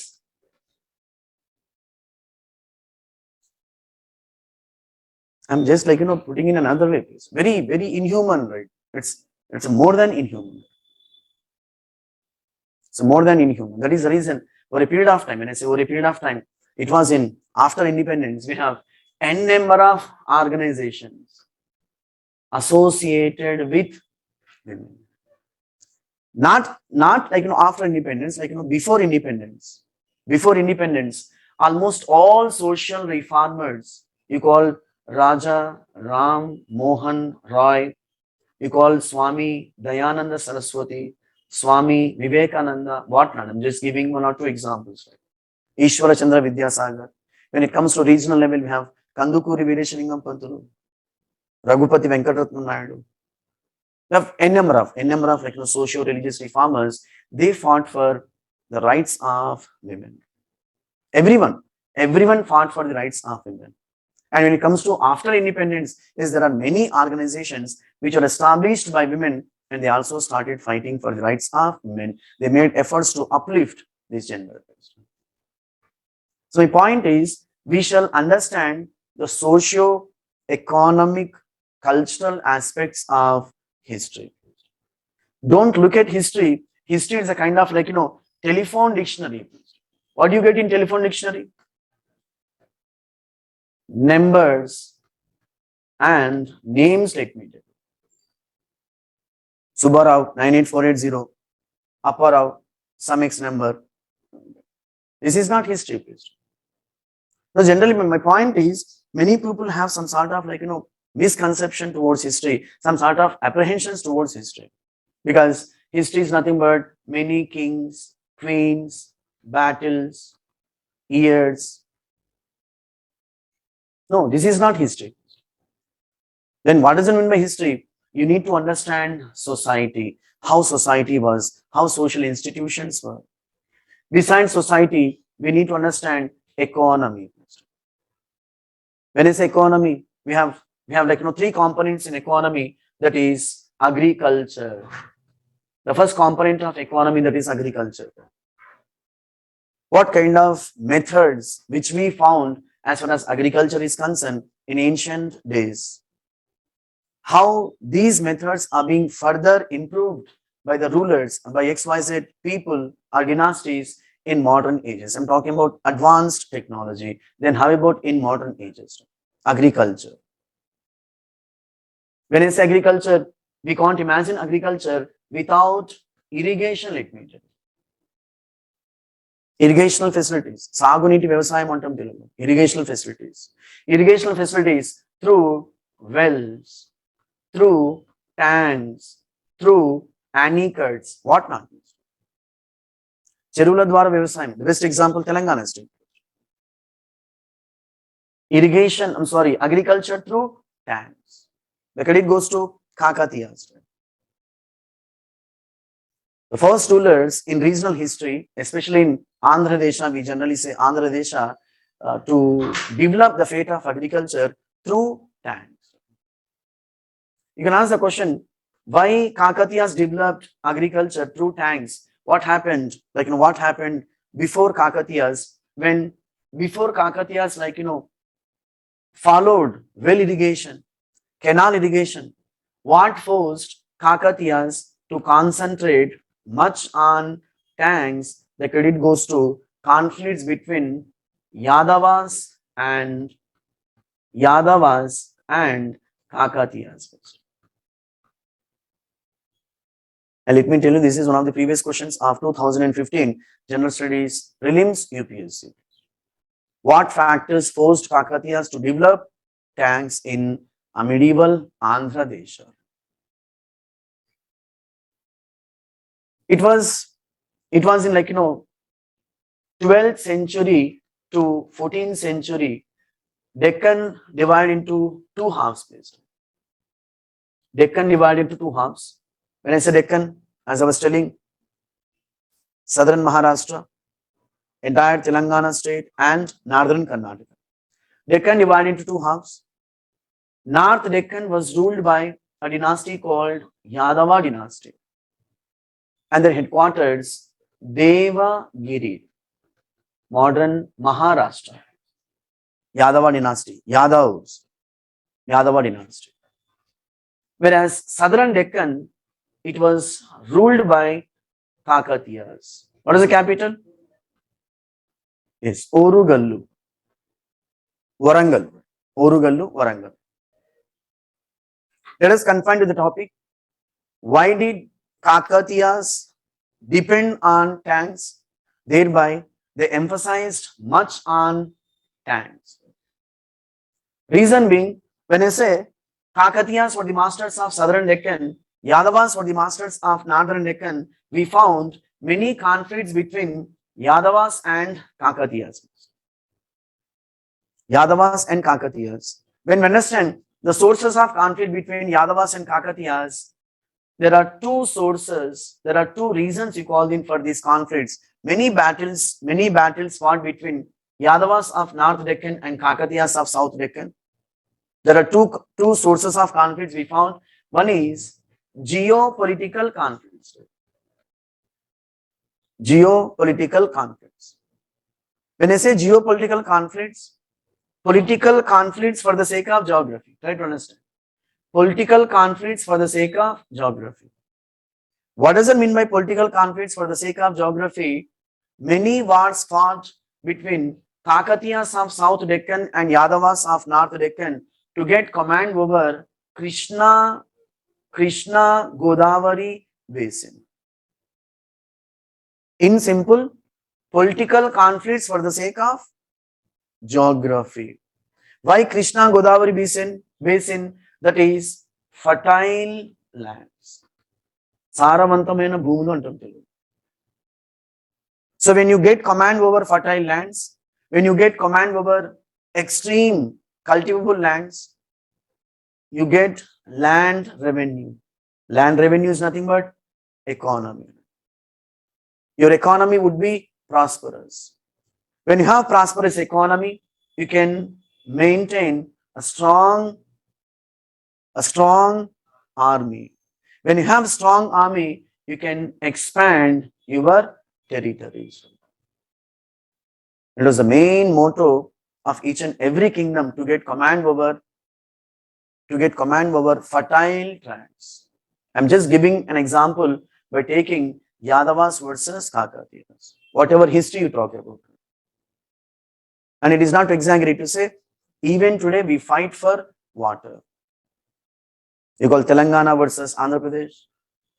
You call Telangana versus Maharashtra. You call Telangana versus Karnataka. You call Andhra Pradesh versus Karnataka. Karnataka versus Tamil Nadu. Kerala versus Tamil Nadu. And better not to talk about North Indian states. What for? For fertile tracts. Because when you have, as I was telling, you can't imagine agriculture without irrigation. So when you have irrigation, you can go for two crops. Even like we have technology, you can go for 3 crops. Agricultural surplus leads to economy. economic, surplus, economic, prosperous economy. When you have, the prosperous economy, you can have a number of developments. When it comes to your you are a warmonger, you are political, say expansionist, is by maintaining army, you can involve in expansion. This is one of the reasons we generally found the main reason or the source of conflict for many battles. Whether we're talking about the battles among the Muslim rulers, whether we're talking about battles among the Hindu rulers, whether we're talking about battles between Muslim rulers and Hindu rulers and XYZ rulers. Geopolitical conflicts, you call them. Keep aside. Another reason for conflict between Yadavas and Kakatiyas, that is sectarian conflicts. Sectarian conflicts. As we referred, in Buddhism, we have how many sects? In Buddhism, how many sects? 2 sects. What were they? Hinayana Buddhism and Mahayana Buddhism. Keep aside. Now, with this background, when we understand the sects in Hinduism, we have also 2 sects in Hinduism, that is Shaivism and Vaishnavism. Shaivism and Vaishnavism. That is versus. Why versus? Reason being a number of ugly conflicts which we found between Shaivites and Vaishnavites. History says Lord Shiva belonged to Indus Valley civilization. As part of Indus Valley civilization, we have say Pashupati. Historians identify Pashupati with modern Shiva and Lord Shiva. Keep aside. Then how about Lord Vishnu? Lord Vishnu happened to be the god of Aryans. I'm talking about historical differences between Lord Shiva and Lord Vishnu. Keep aside.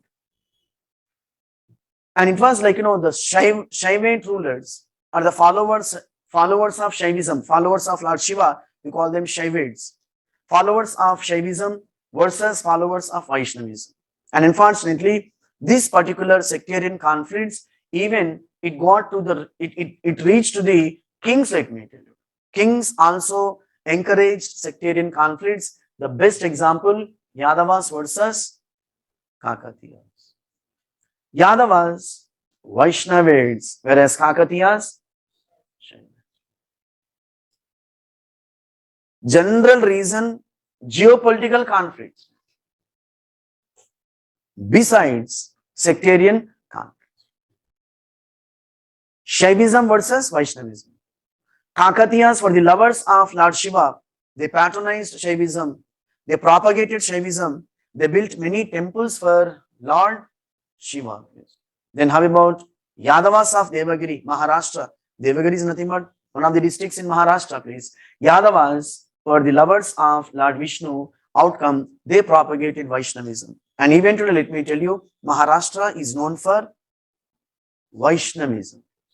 We call Sant Tukaram or Bhakt Tukaram, Pandarpur, all these territories which are known for Vaishnavism.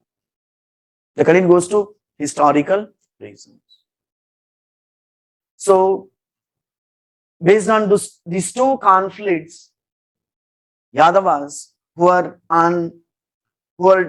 dominating the upper territories of Krishna Godavari basin. When I say upper territories, that is Maharashtra.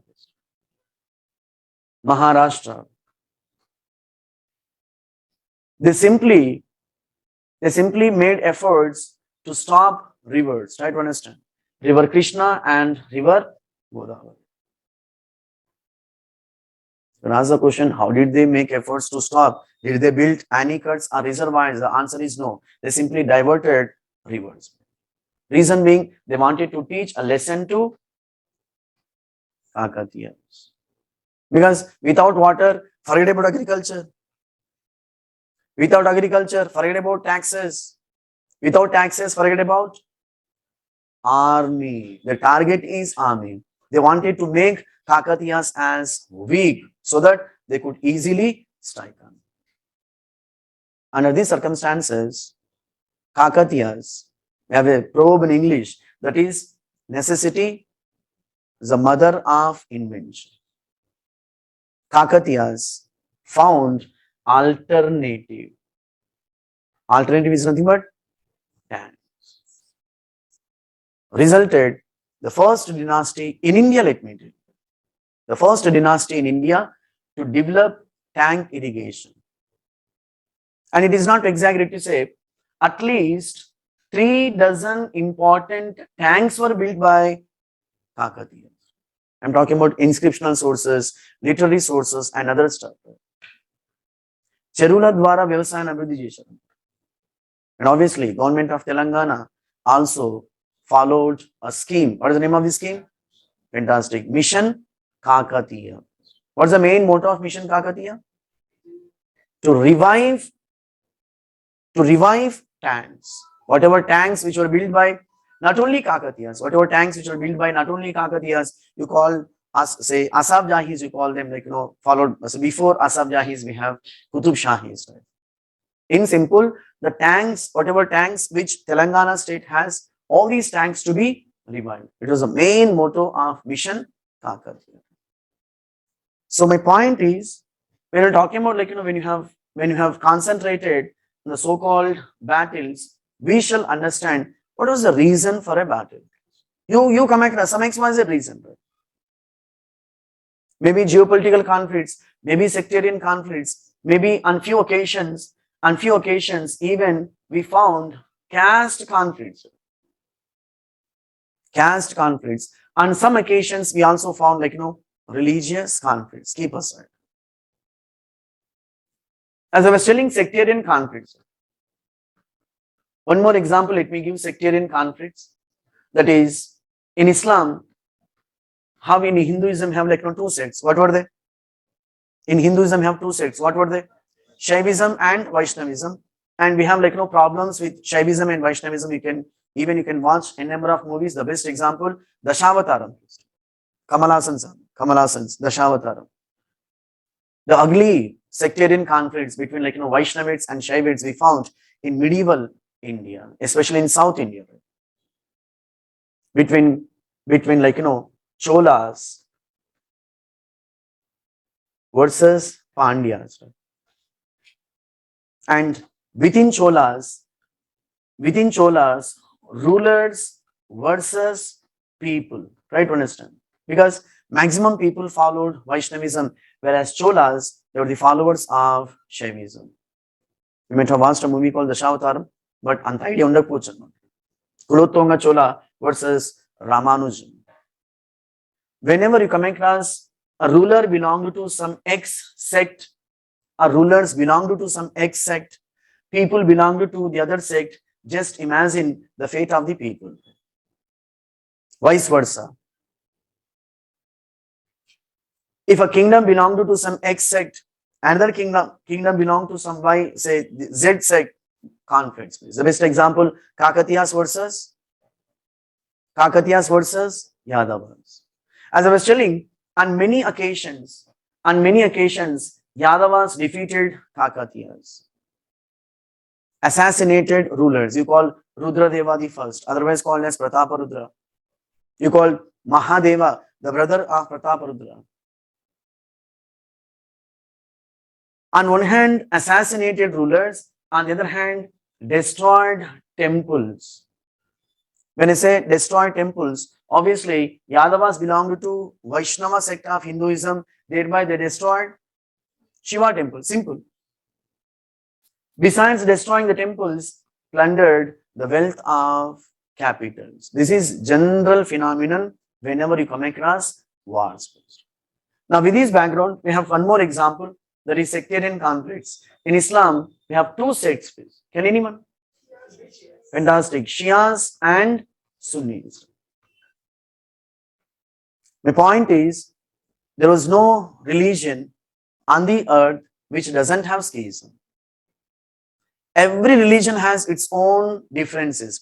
When I say differences, on some like X, some Y, ideology or opinions or like, norms, religions divide into halves.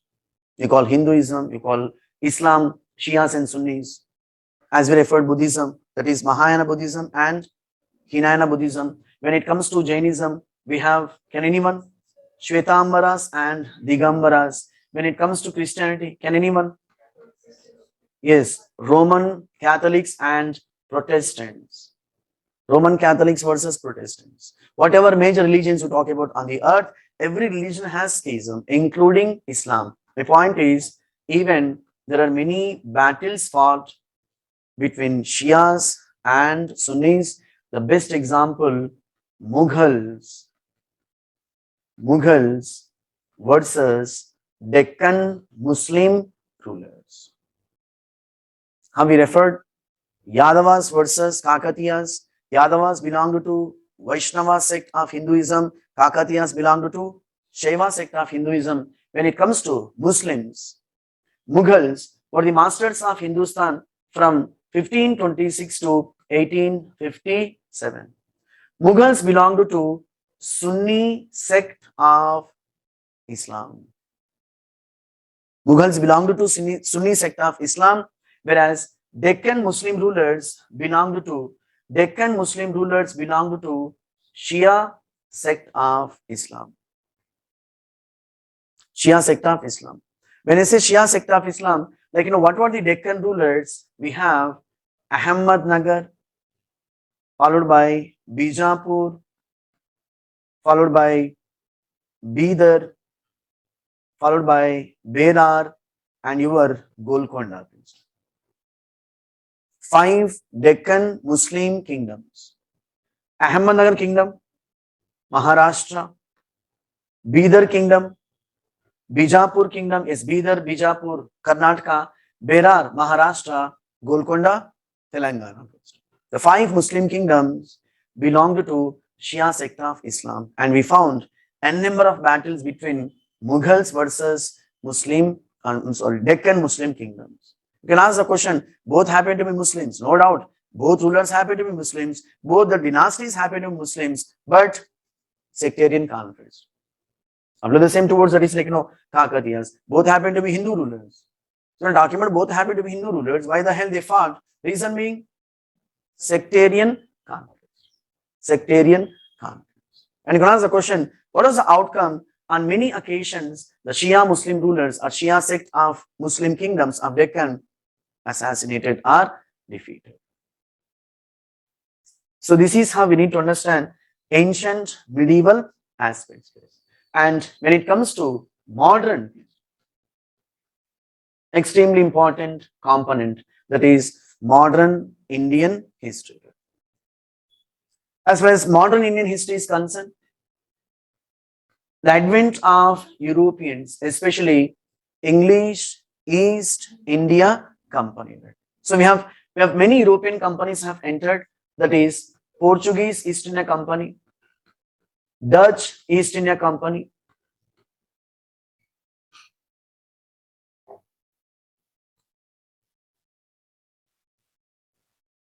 English East India Company, followed by Danish East India Company, and finally French East India Company. Portuguese East India Company, Dutch East India Company, English East India Company, followed by Danish East India Company, and finally French East India Company. So why did these companies come to India? Very simple, for trade and commerce. They did come to India. They did establish various factories, various settlements on both western coast and on eastern coast.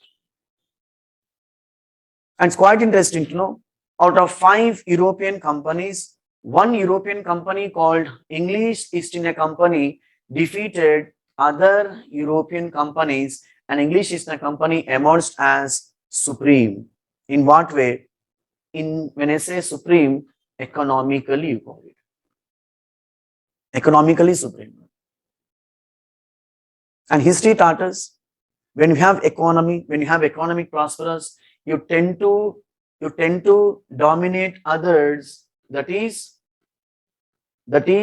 politically. Economic domination always leads to political domination. That's what history taught us, and even today that is being continued. Generally, who become MLAs and MPs? Those who have economy, those who have prosperous economy.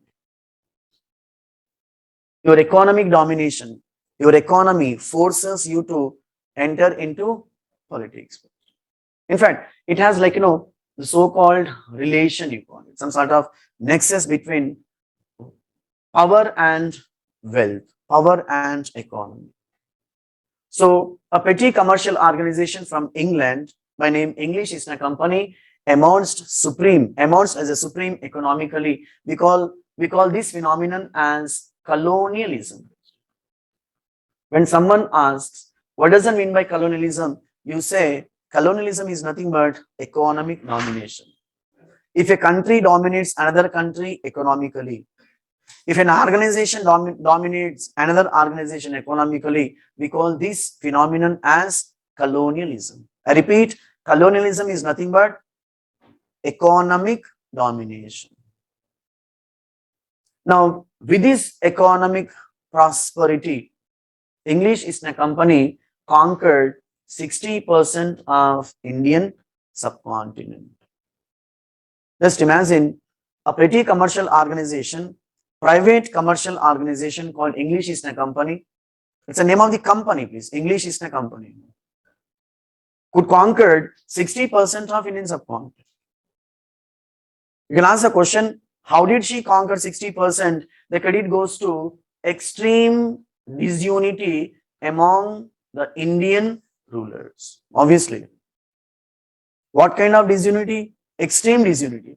There was no ruler who could stand in front of English East India Company, because English East India Company had extreme wealth.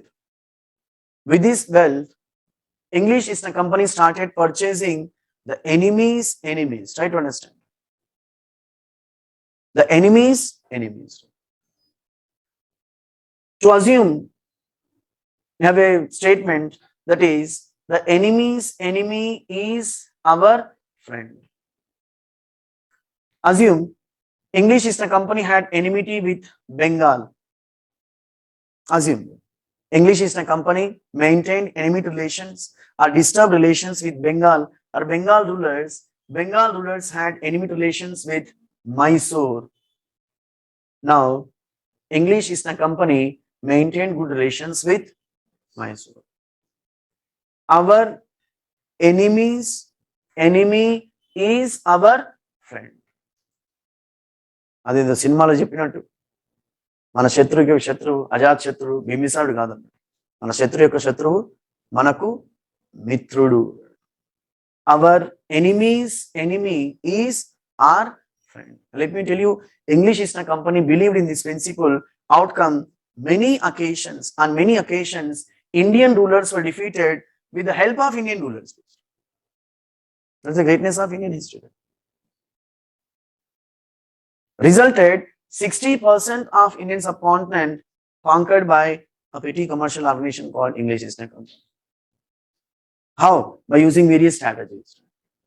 When I say by using various strategies, we have battles, followed by wars. Where there is a difference between battles and wars. Battle related to small plays, small death and destruction. When it comes to war, big territories, massive death and destruction.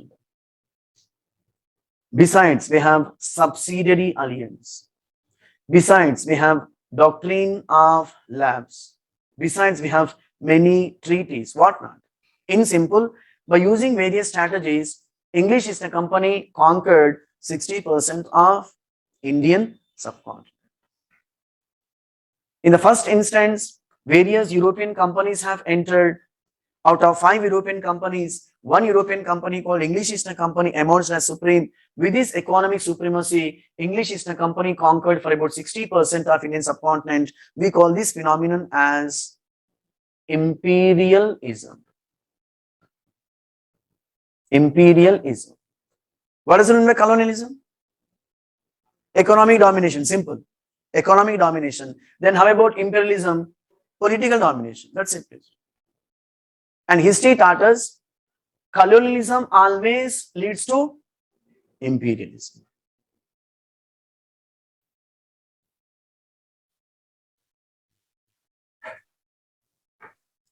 Besides, having conquered 60% of Indian subcontinent, and we're supposed to use since then, that is, Indian subcontinent broadly divided into two halves, that is, British India followed by princely states. British India followed by princely states. When I say British India, the India which was conquered, dominated, administered by English East India Company. From when to when? From 1757 to 1857. 1757, Battle of Plassey. 1857, fantastic. Sipai Mutiny or Sipai Revolt or 1857 Revolt. దాదాపు 100 సంవత్సరాలు, right?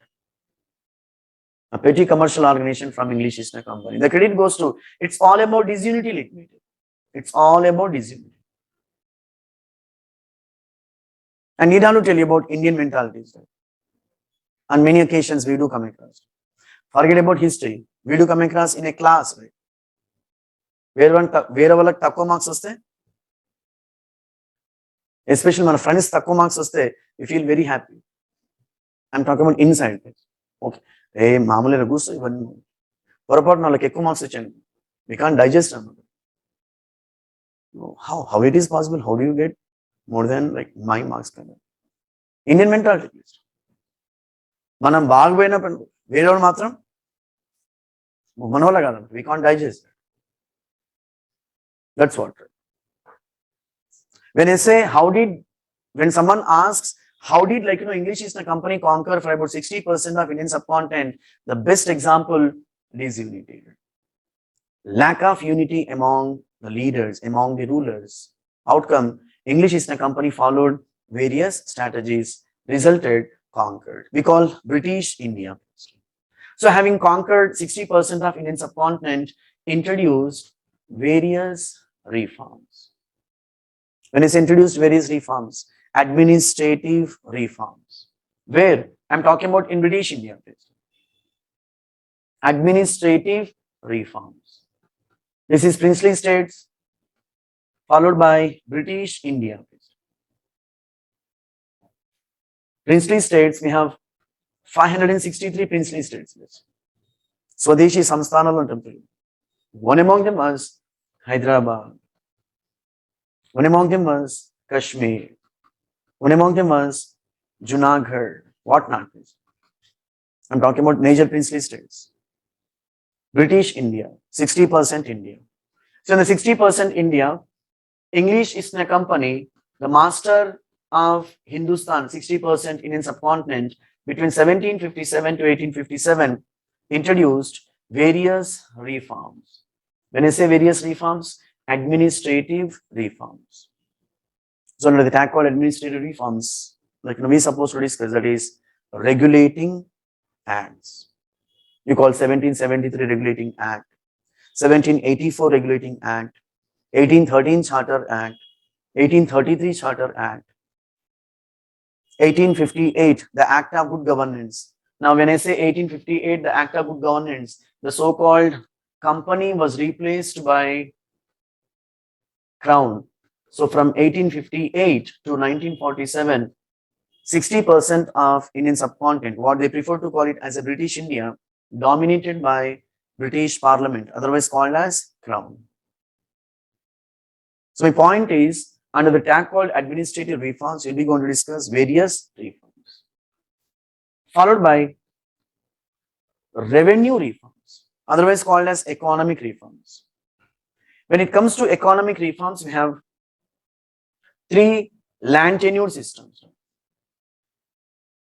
Extremely important topic for all competitive exams. That is, we have Zamindari system, Mahalwari system, and Raitwari system. Whatever system you talk about, whether you're talking about Zamindari, otherwise called as permanent settlement, Mahalwari system, Raitwari system. The three land tenure systems were in favor of English East India Company and in favor of zamindars, are the agents of English East India Company, but not in favor of peasants, but not in favor of farmers. Outcome: the economic reforms or revenue reforms, the three land tenure systems which were introduced by English East India Company in few provinces wherein zamindari system, in few provinces wherein Mahalwari system, in few provinces wherein Raitwari system, it created a lot of discontent, a lot of disturbances among the actual producers. That is, you call them peasants, otherwise called as farmers. Tell anyone what is the difference between peasants and farmers? Farmers who have land, fine. Peasants who owns the land, tenants, right? Any other? మీరు చెప్పింది కరెక్టే, కొంచెం దాన్ని opposite చెప్పారు. Landless. Who are landless? Peasants, fantastic. Then how about farmers? Landlords, good. A farmer is a one. Farmer we called Roy. Let me tell you. Telugulo Raitu antam. Roy is a Persian term. Even in Telugu, Roy. The English version, farmer. మనకు తెలియకుండానే మనకు చాలా languages problem ఏదో మనకు తెలియదు అనమాట. We are also polyglots. రైతు, it's a Persian term.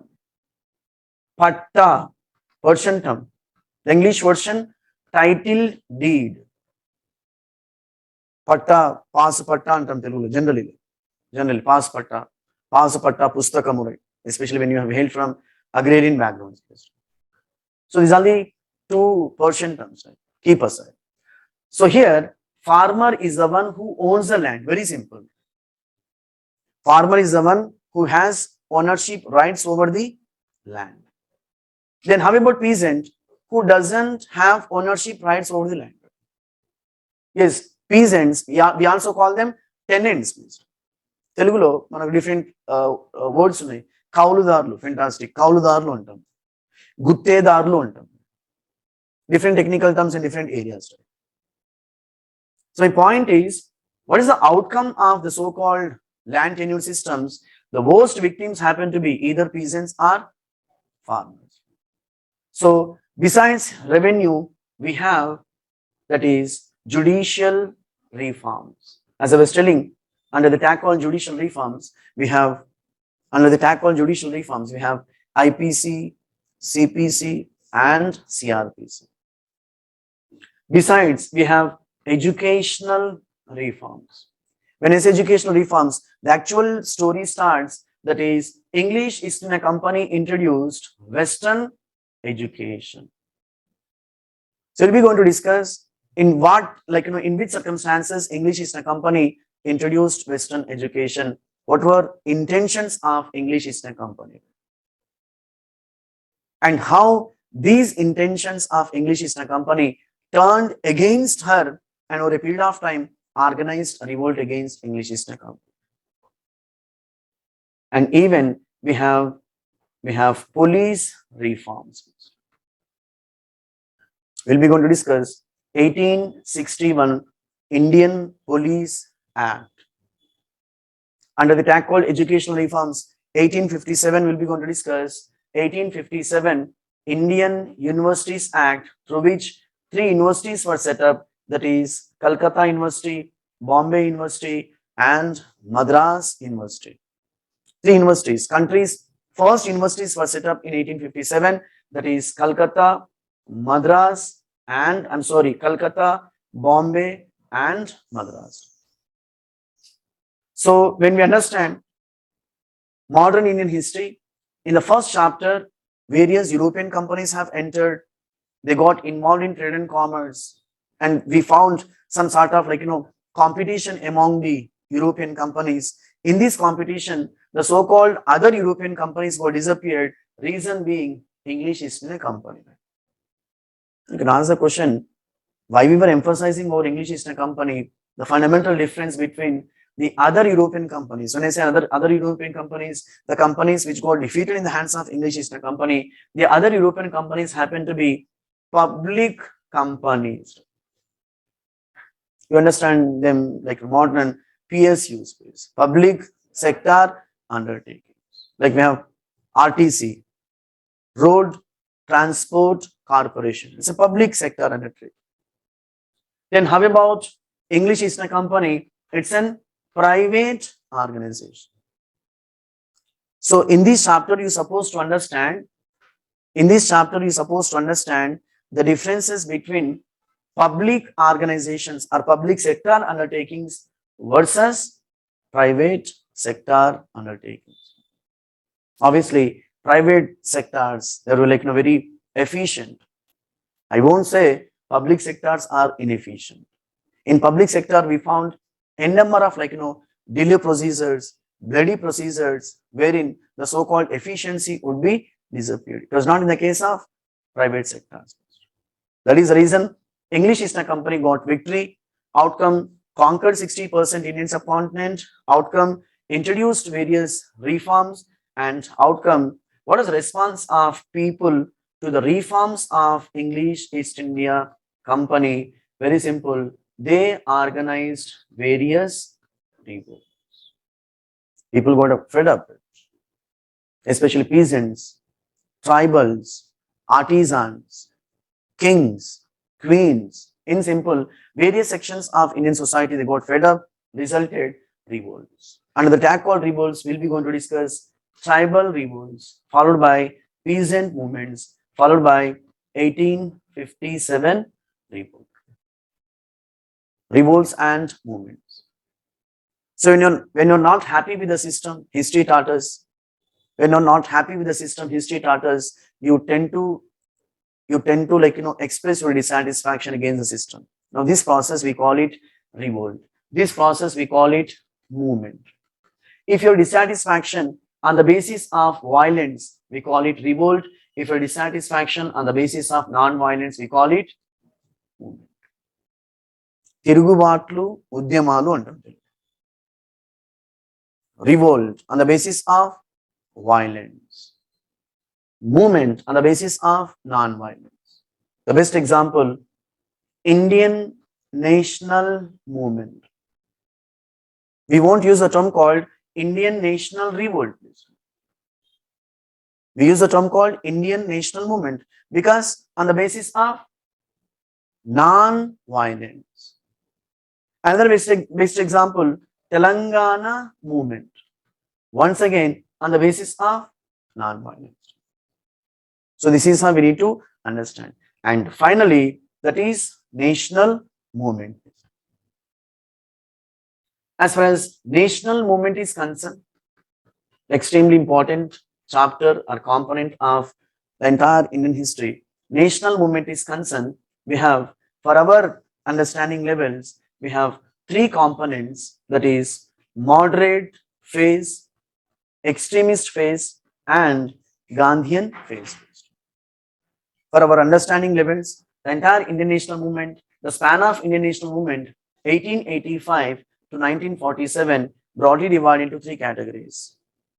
Moderate phase of Indian national movement, the span of moderate phase of Indian national movement, that is 1885 to 1905. Extremist phase of Indian national movement, 1905 to 1920, and Gandhian phase of Indian national movement, 1920 to 1947. So when someone asks why three phases, what is the criteria based on which the entire Indian national movement broadly divided into three categories, that is on the basis of ideology, on the basis of goals, on the basis of means and methods. I'm talking about the criteria adopted by Indian historians to demarcate the entire phase called Indian national movement between 1885 to 1905, that is into three phases. Moderate phase, Mitavada Dasha antam Telugulo. Extremist phase, Ativada Dasha. Gandhian phase, Gandhian, that is Gandhian Dasha or Gandhian phase we call it. What basis? Ideology. When I say ideology, differences. The ideas of moderate leaders were not accepted by extremists. The means and methods adopted by moderate leaders were not accepted by extremists. Does that mean, did they go for new ideas, new means and methods, new goals? The answer is yes. That is the reason we have three phases: moderates, extremists, and Gandhi. And it was in the year 1885, Indian National Congress was set up. And we have a number of leaders who are associated with Indian National Congress. We have Dadabhai Nauroji, Surendranath Banerjee, Firoz Shah Mehta, Gopal Krishna Gokhale, whatnot. I'm talking about the early Congress leaders. And we call these people as moderate leaders. Then how about extremist leaders? Extremist leaders, as far as extremist leaders are concerned, we have Lal, Bal, and Pal. Lala Lajpat Roy, Bala Gangadhar Tilak, and Bipin Chandra Pal. It was extremist phase of Indian National Congress organized two popular movements. One among them was Vande Mataram movement of 1906, 1908. Vande Mataram movement, otherwise called as anti-Bengal partition movement. Besides, we have Home Rule movement, that is 1916, 1918. Home Rule Udyamam antam Telugu. Home Rule movement. So, Indian National Congress, under the guidance of extremist leaders, organized two popular mass movements. One among them was Vande Mataram movement of 1906, 1908 and Home Rule movement of 1916, 1918. And you can ask the question, did they get their objects to be done? Did they achieve in their in their means and methods or in their goals? The answer is no.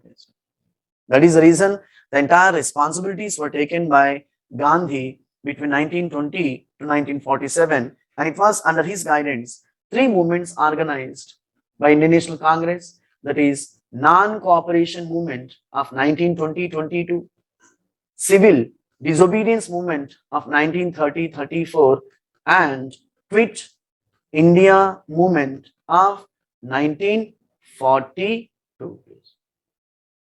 I need now to tell you, the gentleman, the leader of the masses, who understood there was a gap between Indian National Congress and people,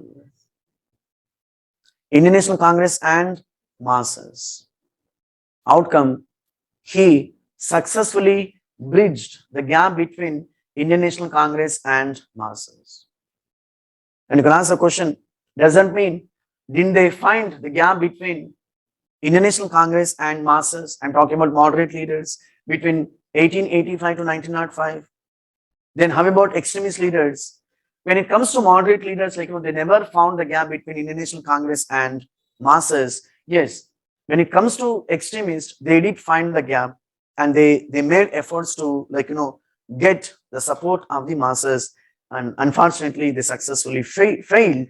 Whereas Gandhi, the mass leader who caught the pulses of masses, he understood there was a gap between Indian National Congress and Muslims. He understood the gap between Indian National Congress and women. He understood the gap between Indian National Congress and Dalits. He also understood the gap between Indian National Congress and tribes. By using various strategies, all these communities brought to national movement and organized three popular mass movements. We call non-cooperation, we call civil disobedience, and we call Quit India movement. And over a period of time, because of so many strategies, so many events, India was given independence in the year 1947. So this is how we need to understand. So with this, we'll have a pause. We'll meet after some time. Thank you. First of all, sir, thank you very much for coming here. Sir, it's Nageshwar Rao, sir, retired IAS, with our request, sir, had came here. So, to bless you and to give some guidance. Thank you very much, sir, for that. Okay. Okay. Please. See, I am interested in teaching. Teaching in the sense, sometimes these things will be boasting of myself. It is not true. From 6th class onwards, we learned English those days. From 6th class up to MSc, I stood first in every class.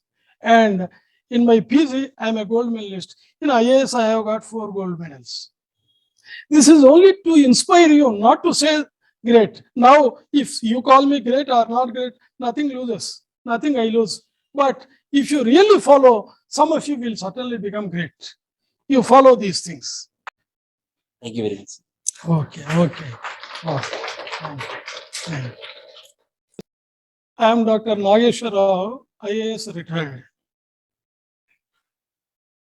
Doctor means 45 years back, I did my PhD at Nagarjuna University, Guntur. About 45 years, you have not born then. After that, I got into civil services and all that. I worked in several parts of Telangana. I hope all of you are from Telangana only. Now, my point is, 4 or 5 days back, there was an article in Telugu paper, Sakshi. Maybe you might have seen or not seen. The title of the article is Kaladappina Civil Services, Nayakula Guppitlo Adhikarulu. This is the heading. If you find time, if you can trace out the newspaper only 4 or 5 days back, you can read it. All the aspirants for civil services like you and the fellows who are in the service now, and some of the fellows who retired from the service, we should all read this and find out whether what the newspaper has written is correct or not. My assessment is it is partly correct. And partly we are making it correct. Correct, not corrupt. See, the point is, I have seen many students like you. I have taught the civil services coaching in several institutes. You can see YouTube, you find out several of the mock interviews and all that conducted by me.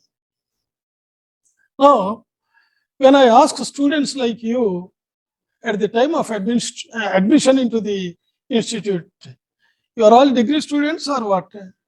Huh? Yes or no? Which degree? First year, second year, or third year? You are completed. Very nice, very good. Now the thing is,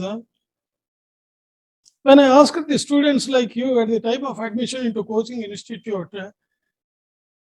some of the candidates, they say, I would like to root out corruption from the society. Very nice. Second candidate says, I would like to drive away poverty from India. Excellent. Some other candidate says, I would like to remove the caste system from India. We got independence in 1947, 75 years since then. And before 1947, there was ICS, what we call Indian Civil Service.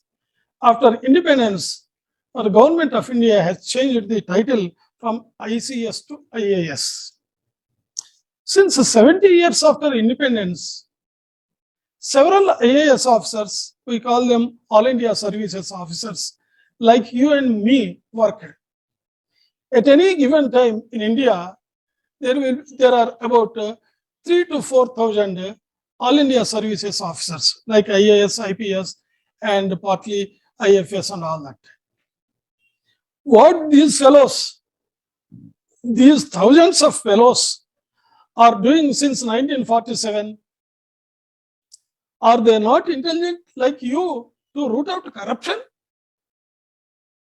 Are they not intelligent, sensible enough to drive away poverty? Are they not good enough to remove the caste system prevailing in the society, Indian society? Assuming that all those fellows who are working since the last 75 years are intelligent, are more intelligent than all of us, are equally intelligent like you and me, have they driven out all these things? Poverty has gone out from India, our caste system has gone out from India, our corruption has gone out from India. Why this is still existing? Not only existing, day by day, year by year, it is increasing, it is enhancing. Why it is enhancing? What are all we doing?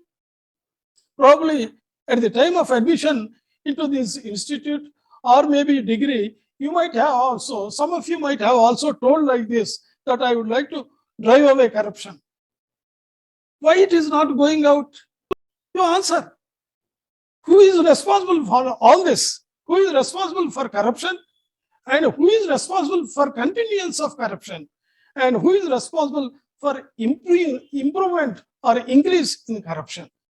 In Srikakulam, which place is yours? Which is your native place? Huh? Sarbujili. Sarbujili is Mandal headquarters. Sarbujili. Sarbujili itself or some village in Sarbujili? Huh? Yes. In Sarbujili, I still remember I have suspended 2 wardens, 2 teachers because they were handing over copies in the examinations. I remember that. So anyway, the point is, who is responsible for all this corruption? Young people like you must be having what we say, the burning zeal to remove corruption. One young fellow like you who got selected to IAS or IPS, he went to office in the first posting. After 2-3 months, a file came to him whereby he has to give license to a cinema theater. The theater owner came and requested this officer, sir, kindly clear the file immediately so that my business is going, I am losing a lot of business. I will give you 10,000 rupees. And he has kept 10,000 rupees notes on his table and left. This young fellow, seeing that 10,000 rupees, he has taken 10,000 rupees and went to his father. His father is also a retired officer. He asked his father, Daddy, some fellow came to me for clearing this file. He offered 10,000 rupees. That father said, throw away those 10,000 rupees on the face of that fellow. Ask him to get out of your office chamber. Yes, next day morning, when he came to the office, the theater owner came, sir, did you clear my file? Then he has thrown 10,000 rupees on his face and asked him to get out. Okay, that has happened. After again 20 days or a month, again the theater owner came. Sir, you are not experienced, you are young. I am losing a lot of business. All the theater owners in the city, they are making roaring business, but I am unable to get it because you have not given license. So now I am offering you 50,000 rupees, sir, and kept 50,000 on his table and left. This fellow, as usual, took the bundle of 50,000 rupees and went to his daddy and asked him. Daddy said, throw it on his face and ask him to get out. Next day morning, as dictated by his father, he has thrown 50,000 rupees on his face and asked him to get out. Okay. Again, after 10-15 days, the theater owner came. Sir, you please show me mercy. Now I am offering you 1 lakh of rupees, and kept on the table that bundle of currency notes and left. This boy or officer, young officer, came to his daddy promptly. Daddy, now he offered 1 lakh rupees. Shall I throw on his face? Daddy said, please wait. Please wait. Be wise. Think over the matter, he said. You understood my point? So where corruption starts, This is the point where we have to see. We blame, see, in governance, in administration, there are three stakeholders. One is public. The second is leaders elected by the public. The third is the persons, officers, bureaucracy like me and you. These are the three important stakeholders in the process of administration or governance. So where this corruption starts, who is responsible for this? Whether I or you. See, as written in the newspapers, అధికారుల నాయకుల గుప్పిట్లో అధికారులు అంటే partly it is true. Earlier, when we were school boys or when we were students like you and all that, mostly I can say 95 or 99% of the society, people in the society were moralistic. They are moral. They used to observe certain moral principles. If one fellow says untruth, his name will be known throughout the village or town.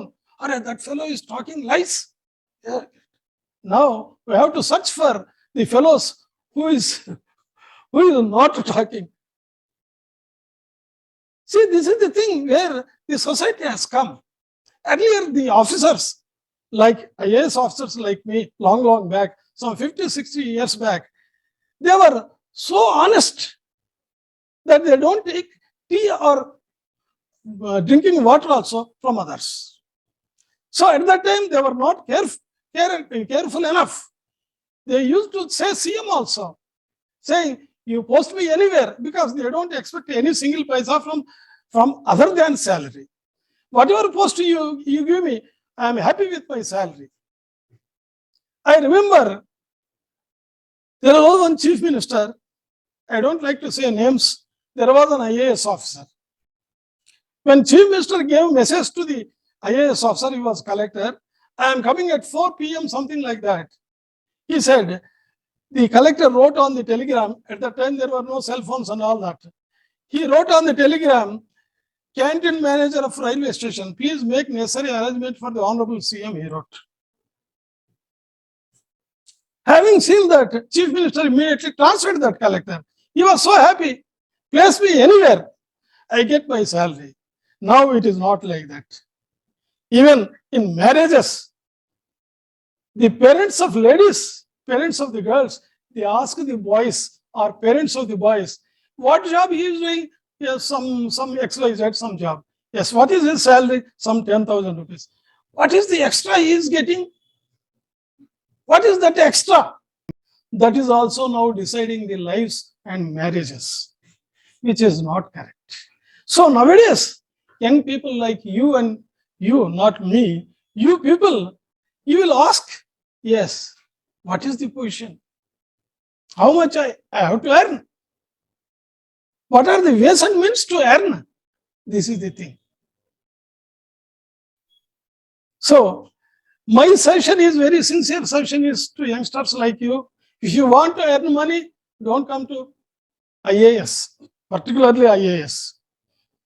You can go and earn. If you are a police officer, then it is a different thing. But if you want to lead a truthful life and a happy life and blessed life, you come to IAS and lead an honest life. Is there in this world any mother who says to his children, you be corrupt and more? Is there any mother? No mother says that. In the world, not only in India or Hyderabad, in the entire world, no mother says to her children to be corrupt and earn more, keep the family happy. No family will be happy with corrupt money. Then why people are becoming corrupt? Long back, I was teaching like this in one IAS center in Kukatpalli, where JNTU is there. Most of the students in the coaching center were 99% all are engineering students. At the time, twice it appeared in our newspaper. Yemen Rasarante, most of the boys who are studying in JNTU Engineering College, they come and sit here, not to learn, only to show to the society that we are preparing for IAS and thereby get a huge amount of dowry. The parents of the boy, they say outside that my son is undergoing training. Tomorrow he will come as collector in Nizamabad. They will say. Equally well, the parents of girls are not lagging behind. They will also say, my daughter is undergoing coaching and IAS. Tomorrow she will come as collector Warangal. I have seen practically, not only newspaper thing, practically so many people saying like this. Later they have not become IAS, but they have got a huge amount of dowry and free groom. But this should not be the case. I am telling only this, that we should, we the youngsters must lead, must take a lead to move the country, to make the country to walk on proper lines. Who is responsible? When Mr. Abdul Kalam was President of India, on 26th January, on one Republic Day, when he organized some sort of get-together with tea and coffee in Rashtrapati Bhavan, one press reporter asked Abdul Kalam one point. Sir, every day you are saying to the children, school children, that you would like to root out corruption and all that. For rooting out corruption from the society, how many ACBs, how many CBIs, how many vigilance offices you are going to open? He asked. Abdul Kalam said, no. Corruption cannot be rooted out from the country or society or from the world. Just because we open ACB, just because we open CBI, just because we open vigilance offices. But there are only 3 persons in the world who can make a society honesty and make the citizens to walk in a truthful line. Who are these 3 persons? Are they teachers? No, sir. But Abdul Kalam said it is only the mother, the father, and the teacher. These are the only 3 persons who can lead, who can train the children to come up in a proper line so that he cannot go out of way in the society. And if at all possible, he can run the country on proper and truthful lines.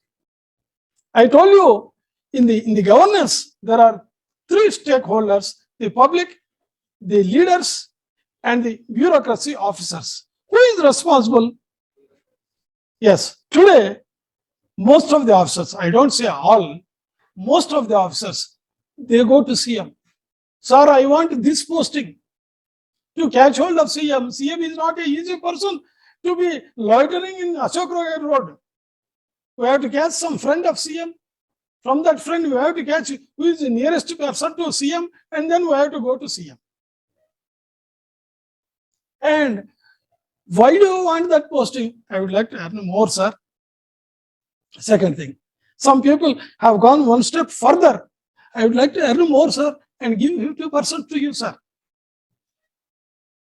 Otherwise, how a Tahsildar of Kisara, you might have seen in the newspapers, he demanded or he accepted 1 crore 20 lakhs or something as a bribe.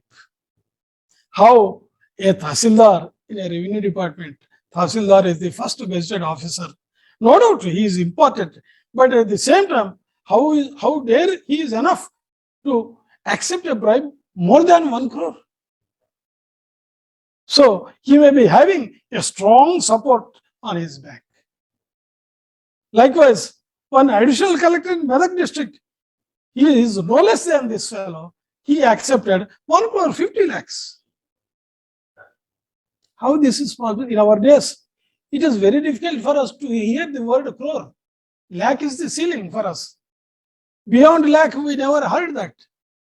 Today, everybody talks of crores only. It is very difficult to hear the name of tens and thousands and hundreds now.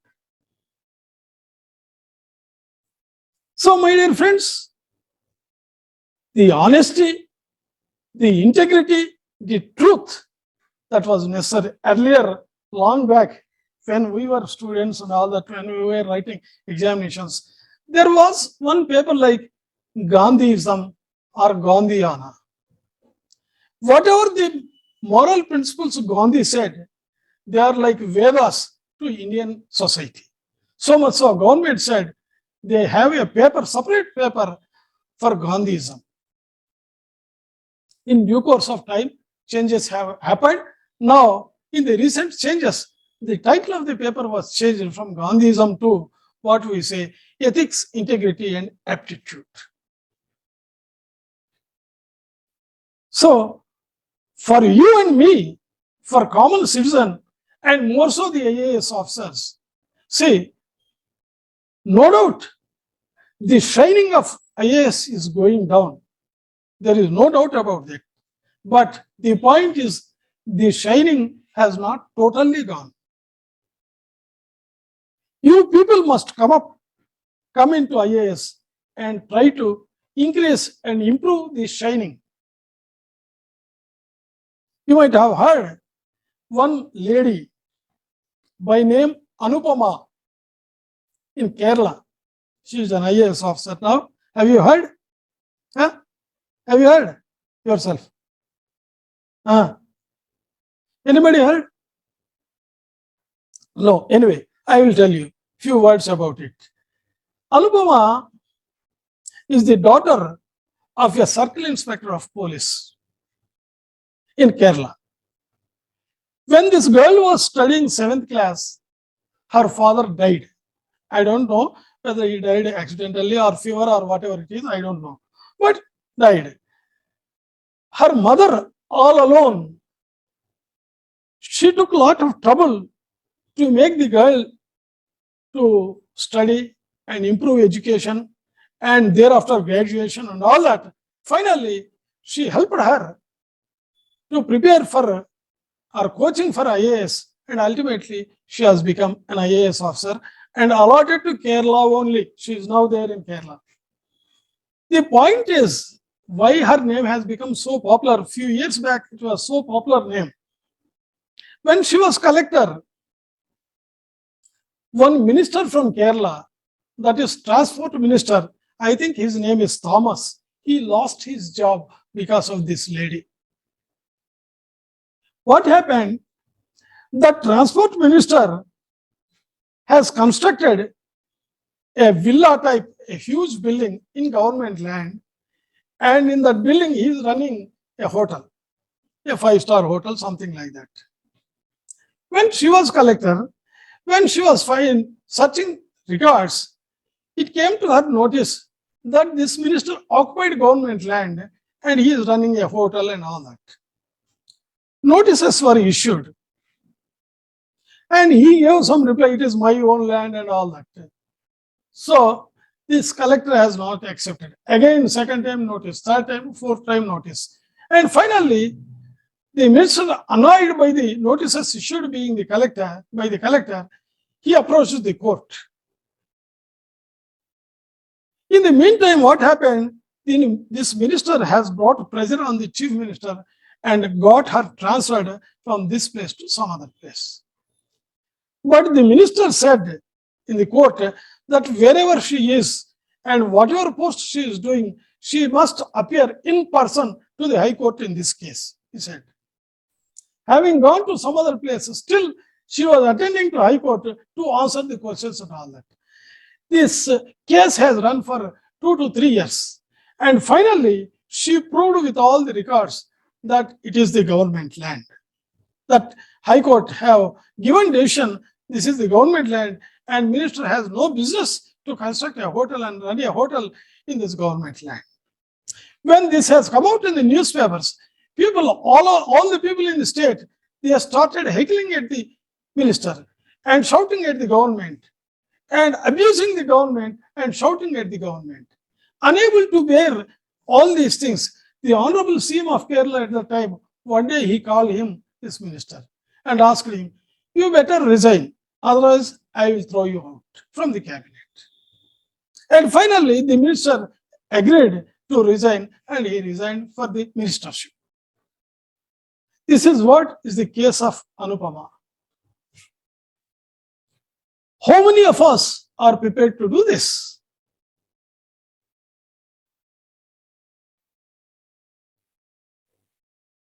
See, one important point which is of hairbreadth importance is you may be honest. You don't take money, you don't take water, you don't take tea or whatever it is. You are honest.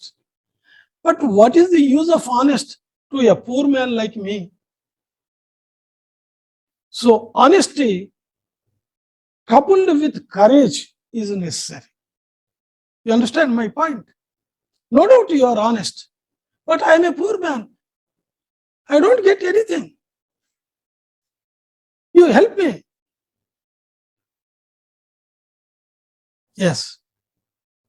Such situations is not only for telling, because this is only demo class, I am limiting myself. Otherwise, I can go to any extent of my own experiences. See, the pensions allotted to a mandal, take for example, Sarbojili mandal. There are only 50 pensions.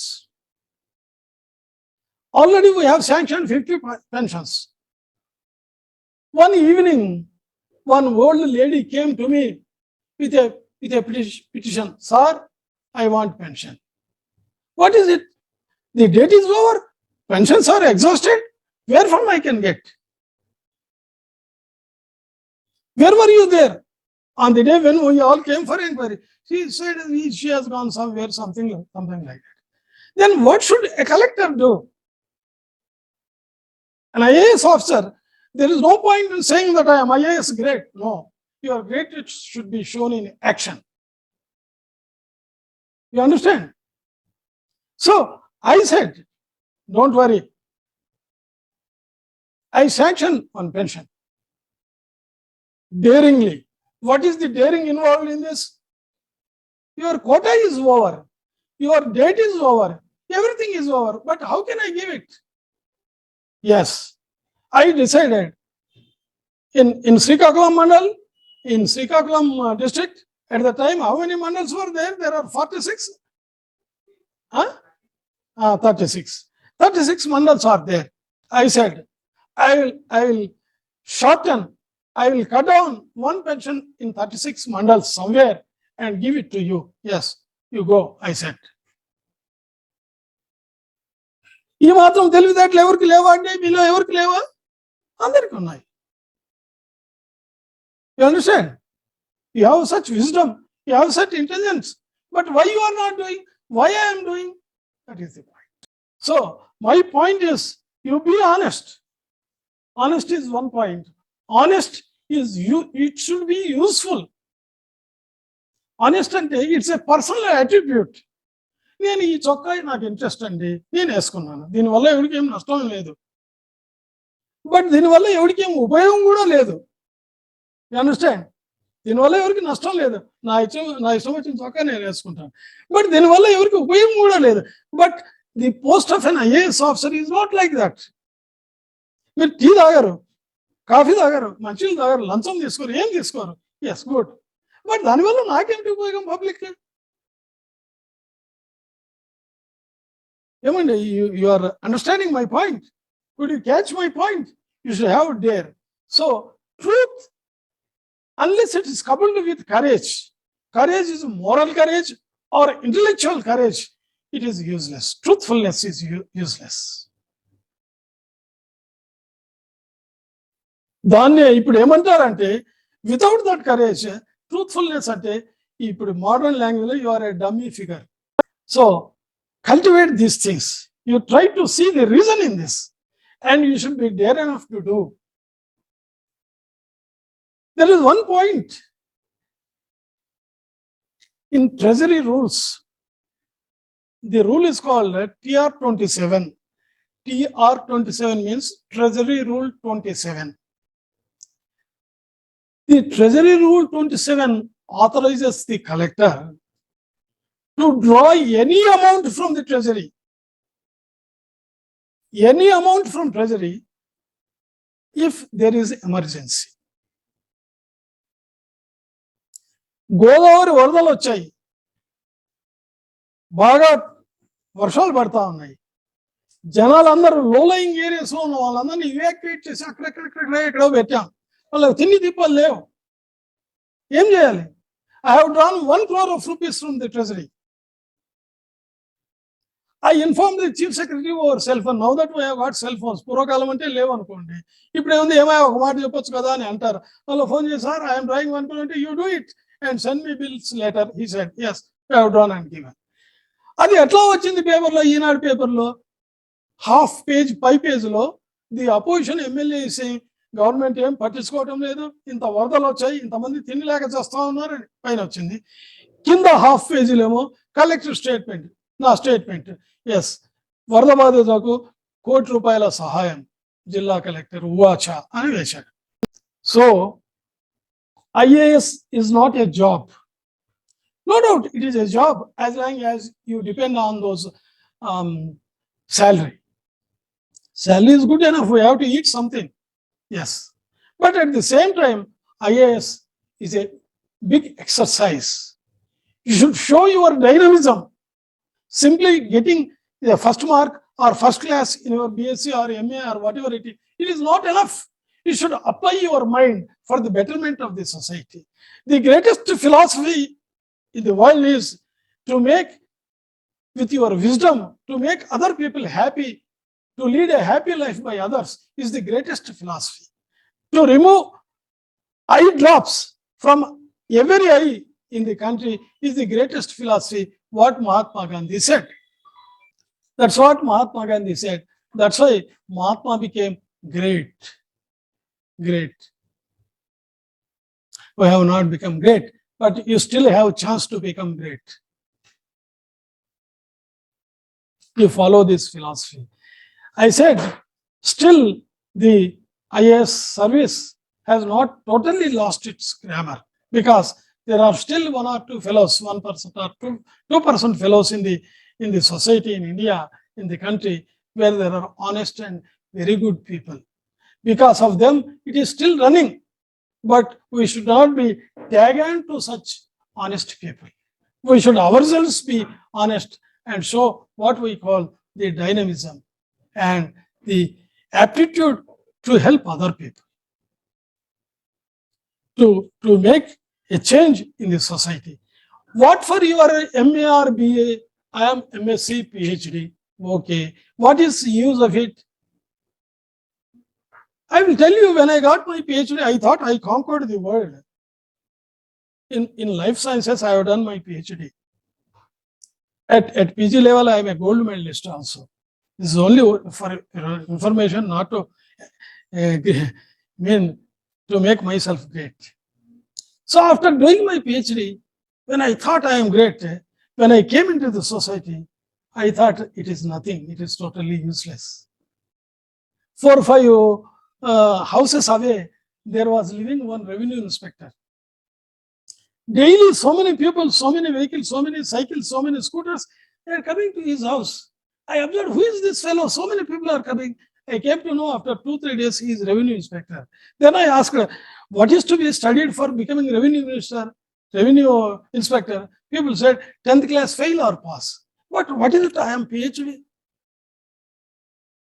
Then I thought, who is the head of revenue department? Who is above the revenue inspector? They said at a district level collector. So what to be done for becoming collector? They said we have to do like this. Then I started doing it. Are there any among you? Are there any science candidates BSc? Yellow CRR college CRR college. Anyway, all others are artists. BA. Huh? MBBS. Where did you study? Here only. Oh, very good. Malareddy is a good minister. He makes a lot of comments on the opposition parties. Anyway, when did you complete your degree? 1 month back. See, I don't know. I asked most of the medical doctors, they have forgotten totally the subject. I asked, I did my PhD in cytogenetics. You remember 1 month back? You passed your medical degree 1 month back. Do you know the name of cytogenetics? I asked most of the experienced doctors, they said they don't know. Anyway, Osmania University runs one institute. What is the name of the institute is Institute for Genetical Diseases. If that is called a disease, there should be some doctor who treats that logically. But you being a medical doctor, I don't say you are an expert in genetics, but at least you might have heard the name of it at least. In your first year or second year, you might have been taught biology. Yes, in biology, you should have come across, where you have probably conveniently forgotten. After that, most of the medical courses are commercial courses. Anyway, I don't like to go into all those details. Very good. Medical degree gets more fame and name, etc., than these courses. Anyway, so this is what we mean to say. Now, if you read your syllabus for civil services, you might have come across one thing like General Studies, paper 4. What is paper 4 of General Studies? Yes, ethics, integrity, and aptitude. Ethics, you might have heard, normally in the society, what we say, what is ethics means, they say morals, moral principles, ethics. Normally in India, our morality started with our religion. In the good olden days, we start with the religion. Rama said like this. Lord Krishna said like this. Or some other Lord Anjaneya said like this. Some other god, some other thing like this. From there, we started learning ethics. Not that little how eyes go, it won't go, which means you will end up in a miserable condition. That's what it means. The substance and summary of it is that. Likewise, generally, how it is possible? It's not like that. As threatening or inculcating the feeling of fear among you to lead honest life. Antegani, Kalubavu, Adapillalu Puttaru, it has got different reasons and all that. Now, ethics is one point where, see, as an IAS officer, if you become collector, normally in the original districts, after becoming a small district, Telangana has 31 or 32 districts. Otherwise, it has original 10 districts. And Andhra Pradesh has got 23 districts. Now, the point is 13 districts, 13 plus 10, 23 districts in the combined Andhra Pradesh. I worked most of the time in the combined Andhra Pradesh. The point is, right from the British days, in the combined state, each district is having on an average 20 lakhs of population. You remember your district collector, one fellow. If you sit in your chair and start doing work, see, 20 lakhs persons with 40 lakhs eyes, they are observing you. You cannot simply say, I am brother of Satyari Chandra. No. You can say that, but in practice, in your work, in your word, in your deed, it should be shown. Otherwise, it becomes a bluffing and lies. That's why, see, all said and done, the steel frame of India, IAS is used to be called earlier the steel frame of India. The government used to depend so much on this steel frame. So much so, government to discharge their duties, we need such honest and strong persons. That's why for you, if I go on saying honesty, you don't become honest.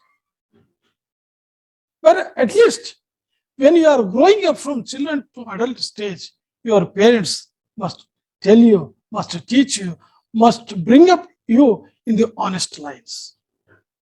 That's why it is said ethics paper was introduced into your syllabus like this. Not to get pass marks, okay, pass marks is okay, but in practice, you must show what is ethics. Ethics and the common morals antar. Ethics, it is the systematic study of human actions from the point of view of their rightfulness or wrongfulness with an ultimate objective of attaining happiness. రోడ్డుకి ఎడమ వైపునే నడవాలి అంటారు, rule అది. నేను అంటాను నేను right side నడుస్తాను అంటాను, ఇంకోటి మీ బాట వచ్చి నేను మధ్యలో నడుస్తాను అంటాడు. నడవండి, బట్ వాట్ హ్యాపెన్స్?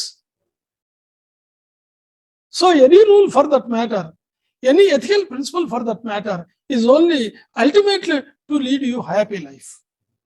నువ్వు ఎడమవైపున పోతే హ్యాపీగా ఉంటావు, కుడివైపున పోతే మధ్యలో పోతే ఏమవుతుంది? హ్యాపీనెస్ కోస్. Something will come and dash against you. So this is what ethics is. Such an ethical principle, moral principles. These principles are there to regulate the society, to control yourself. When you are asked to come to the class at 10 o'clock, you should come by 10 o'clock. That is the morality of it. If you don't come at 10 o'clock, who is the loser? You come at 11 o'clock, or you don't come at all. Who is the loser? Not me. It is absolutely you only. It speaks like that. Suppose I am standing here. Most of the people, because I am standing here, you come at 10 o'clock. One day I am not there at 10 o'clock. You will come at 10:30. A person is said to be maintaining integrity where if he is adhering unwaveringly adhering to moral principles and uncompromising behavior about the morality is said to be maintaining integrity. You understand? You understand in the last bench, last people. Don't say itla japadan. Once you get into service, nobody will come to teach you. And it is the advantage is I am practical officers telling you. Otherwise, they will teach, some professor will come and teach you history. But it is not like that. I have so many merits. I don't like to say in this one class only. I have seen almost entire India at the cost of the government. Almost entire India. When I visited Gujarat, I met Modi when he was CM there. I went as election observer to Gujarat state. So these are the practical things which nobody can tell you. It's only an experienced officer like me can tell you what is what. Others, they are professors in some expert in subject history or politics or whatever it is. But this is not the case here. And no officer, no AAS officer will come and tell you all these things. So you must learn, and you have got any doubt, you ask and you root out completely the doubt. Don't simply say yes. So integrity is such a point. We are going on bike or car. At a signal point, there was red light. Constable, traffic constable is sitting there or standing there. I stopped, or you stopped your vehicle for a minute or two. Then the traffic signal has shown green light. Then you went forward. This is what is honesty. You understand? This is honesty. Whereas integrity is the point. Integrity is slightly different. The difference is hairbreadth. Where integrity is, you are going on bike. There was red light. There is no traffic constable. You still went on. This is not integrity. This is untruth. A person like me is going on bike at midnight, 12 o'clock. The traffic signal is showing red light. There is no traffic at all. But still I stood there. I stopped my vehicle there. for a minute or two. When the traffic signal has shown green light, then I went forward. This shows integrity. You are good, you are honest in the presence of all. దారిలో పోతున్నాము, ఏదో ఒక gold ring దొరికింది. Everybody is seeing. We promptly take it and go hand over in the police station. So that next day in newspaper, very honest auto driver, very honest student, all these things will come. Next day, what happened? A gold ring is seen on the road. Why? So, then again you can continue. Okay. Why police station? Not necessary. I will speak thereafter. We will speak for few minutes. No, next time at midnight, we have seen golden ring. I have seen gold ring. Nobody is watching. I took it and carefully kept in my pocket and left. This is not integrity. You understand? This is the difference between honesty or truthfulness and integrity. So in the interviews, they will ask you sometimes, what is the difference between honesty and integrity? They will ask. You can, both are same, sir. You say. Or some people may say, I don't know. But the difference is this. See, the point is, in your IAS, why some fellows get ranks? Why some fellows get simple pass? Or why some fellows, they don't get selected? Because you must read thoroughly. Thorough means you must read every word. You must understand every sentence. You must understand every technical term or anything which is synonymous of that. Otherwise, you cannot get rank.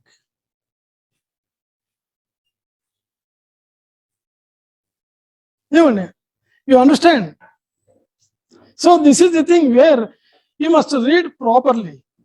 That's why I always prefer, I claim myself, I come to the class to teach, which is not available in the books. I am telling you very honestly. A book is better than me.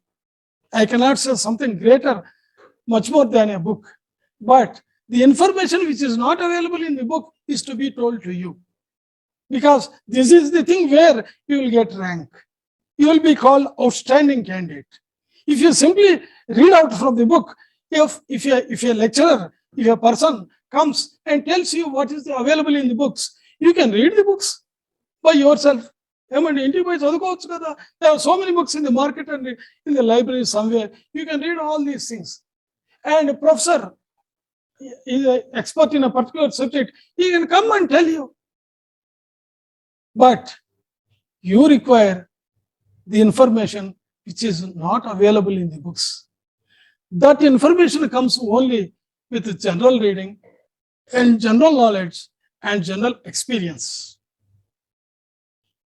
That is what actually required by the students, by people like you who are aspiring to become civil services officers.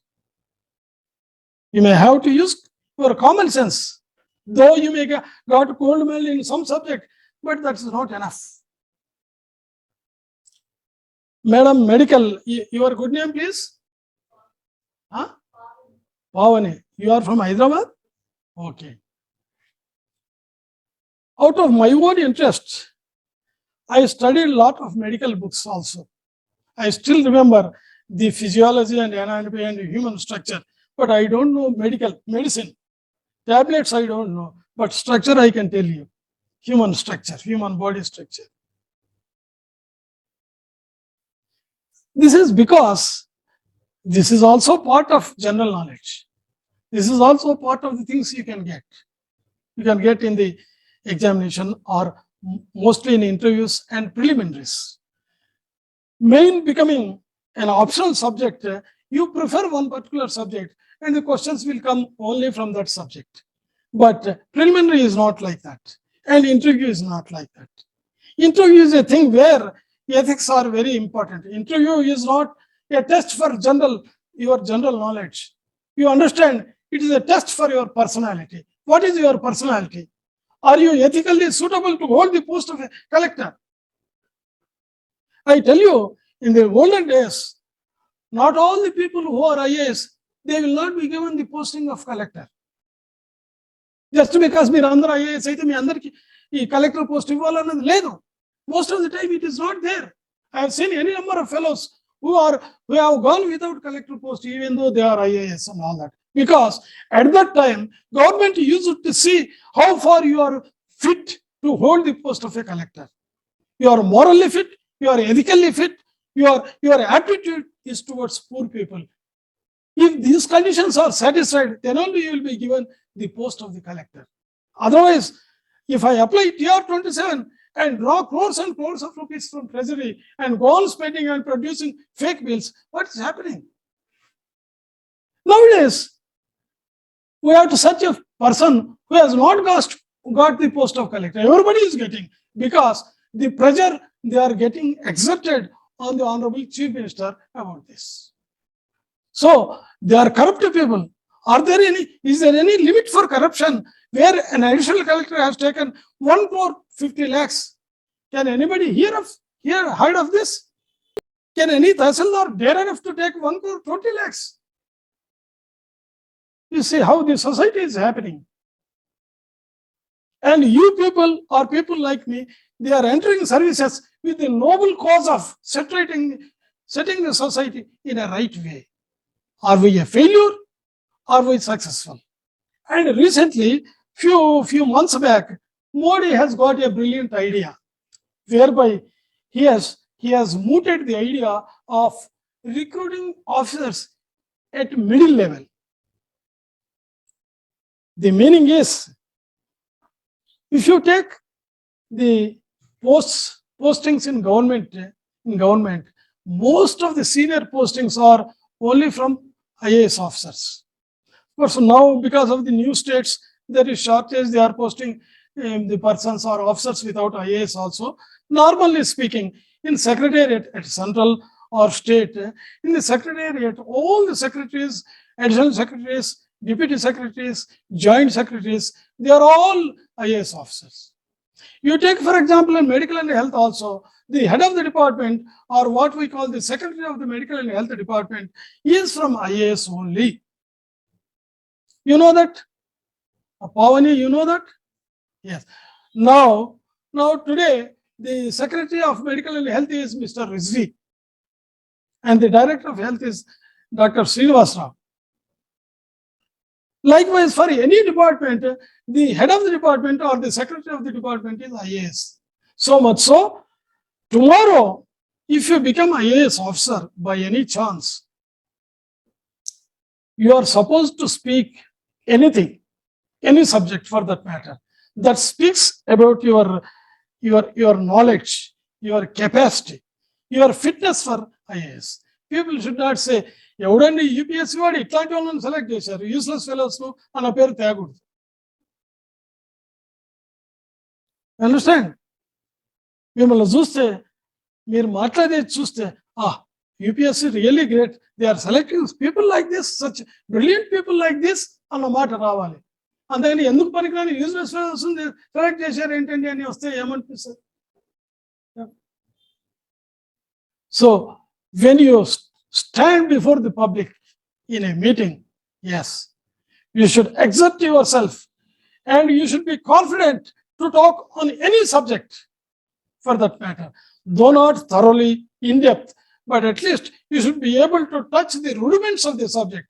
If you ask me to give a lecture on medical and health, long back I remember I have given a lecture in Kurnool Medical College on the subject of SPM, social and preventive medicine. I have given a lecture long back. And recently, at Khammam, we have got Mamata Medical College. There also, I have given one lecture. So, you should be such a person where agriculturist వచ్చి అడిగితే మీరు పోయి ఏదో మాట్లాడేటట్టు ఉండాలి. Anthropologist పోయి అడిగితే వచ్చి మిమ్మల్ని పిలిస్తే పోయి మాట్లాడేటట్టు ఉండాలి. How do you get this? By reading.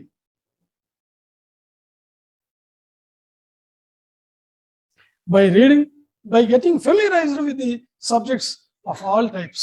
You must know something about everything, not everything about something.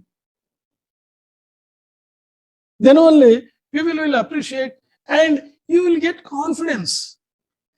People రేపు కలెక్టర్ ఎక్కడైనా వేసారు అనుకోండి, మీరు పోయి కూర్చొని ఒక హాస్పిటల్ ఇన్స్పెక్షన్కి వెళ్ళారు.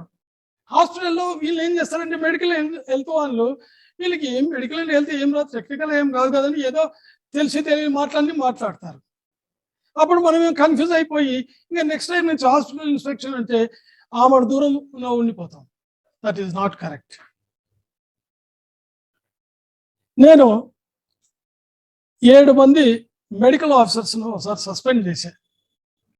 ఎందుకంటే మన హైదరాబాద్లో ఉప్పల్ లాగానే కరీంనగర్లో కూడా ఉప్పల్ అని ఒక ప్లేస్ ఉంది. కరీంనగర్ వాళ్ళు ఎవరు లేరు అనుకుంటాను. ఉప్పల్ అని ప్లేస్ ఉంది, అక్కడ ఒక పిహెచ్సి ఉంది. ఒకరోజు నేను ఎటో పోయి వెనక్కి వచ్చేటప్పుడు ఈవినింగ్ అయింది. ఆ రోడ్డు పక్కనే ఉంది పిహెచ్సి. అరే చాలా రోజు అయింది హాస్పిటల్కి పోక, ఈ హాస్పిటల్ ఎట్లా ఉంది ఏం కదా అని దిగి లోపలికి వెళ్ళాను. ఆ డాక్టర్ కూర్చునే రూమ్లోకి వెళ్ళి ఆ చైర్లో కూర్చున్నాను, ఎవరు లేరు. ఎవరో లోపలికి వెళ్ళడం చూసినా నర్స్ ఒక ఆమె వచ్చి, ఎవరు సార్ మీరు అనుకుంటూ వచ్చింది. సార్ నేను కలెక్టర్ అన్నాను. తర్వాత మీ డాక్టర్ ఎవరు అంటే, డాక్టర్ లీవ్లో ఉన్నాడు సార్ అన్నారు. లీవ్ లెటర్ ఏదంటే ఇదే సార్ అన్నారు. లీవ్ లెటర్ చూసాం. లీవ్ లెటర్లో చూడండి how intellectual people they dupe the society like this. Date vacant. I am having some domestic problems, so I would like to go on leave for 3 days from dash to dash. Yours faithfully. Is it right? You do hypocrites oath. Now I have to tell all these people who is hypocrites and all that. I will tell you later in due course of time. In Srikakulam, there is one place called Tekali. Vine untaru? Revenue division. టెక్కల్లో ఒక పెద్ద hospital ఉంది, area hospital. Area hospital మీద lot of complaints ఉన్నాయి. ఒకరోజు నాకు కొంచెం time దొరికితే, మీరు ఆ కాలం నాటి న్యూస్ పేపర్లు చూస్తే ఇవన్నీ ఉంటాయి, నేను అబద్ధాలు ఏం చెప్పట్లేదు. లేదా కొంతమంది పాలిటిక్స్ అప్పుడు అచ్చయ్య నాయుడు ఉన్నాడు, అప్పుడు కూడా మీరు అడిగితే చెప్తాడు. వెళ్ళాను, హాస్పిటల్కి వెళ్ళాను. హాస్పిటల్లో ఆ సూపరింటెండెంట్ ఎవరన్నా వాళ్ళు ఉన్నారు. సరే పోయాం, అక్కడ 2-3 వార్డులు తిరిగితే విమెన్స్ వార్డుకి పోతే ఒక ఆమె వచ్చి, సార్ ఆ డాక్టర్ నా దగ్గర 1000 రూపాయలు తీసుకున్నాడు సార్ అన్నారు. ఏం పేరమ్మా? ఆ డాక్టర్ పేరు ఏమంటే చెప్పేది నల్లగా ఉంటాడు సార్, గుండు సార్, ఏదో సమ్ ఐడెంటిఫికేషన్ మార్క్స్ చెప్పింది. ఆ సూపరింటెండెంట్ ఎవరండి ఆయన అంటే ఆయన పేరు చెప్పాడు. ఆ పిల్లవాడిని ఉన్నాడంటే ఉన్నాడు సార్, అక్కడ ఏదో ఉన్నాడు పిల్లవాడిని పిలిచాడు, వచ్చాడు. ఏమండి డాక్టర్ గారు ఈమె చెప్తుంది 1000 రూపాయలు తీసుకున్నావు అంటే ఈమె దగ్గర అంటే ఆ డాక్టర్ ఉన్నాడంటే, ఏమా నీకు బుద్ధి లేదా, నువ్వు ఇచ్చింది 700 కదా అన్నాడు.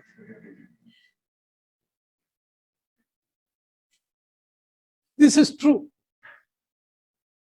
And in a place like Srikakulam, where collector is moving means చుట్టూ ప్రెస్ రిపోర్టర్స్ ఉంటారు, వీడియో రిపోర్టర్స్, ఫోటోగ్రాఫర్స్ వీళ్ళందరూ ఉంటారు.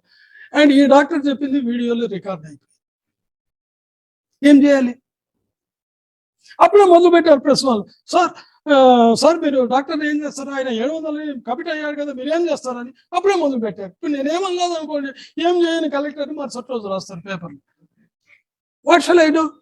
సో ఆల్ రైట్, నేను చెప్పారని ఇప్పుడు పోయి కూర్చొని ఎంక్వైరీ చేస్తానని ఆ సూపరింటెండెంట్ రూమ్లోకి పోయి కూర్చొని ఈ డాక్టర్ని పిలిచి ఫైనల్గా నేను చెప్పింది ఏంటంటే, you go on leave for 1 month. You don't appear here. After 1 month you come to me, then I will permit you to join the duty అని చెప్పాను. అంతే, వెళ్ళిపోయాడు. That is the least I can do. Otherwise I can speak to medical health director over phone and suspend him also. But I have not done. See, this is the society where educated people are like that. I don't like to say, but still, in the society, there are a lot of complaints on the medical and health department and doctors, which I can say it is true also. It's true also in most of the cases. I mean, few exceptions will always be there, but still it is true.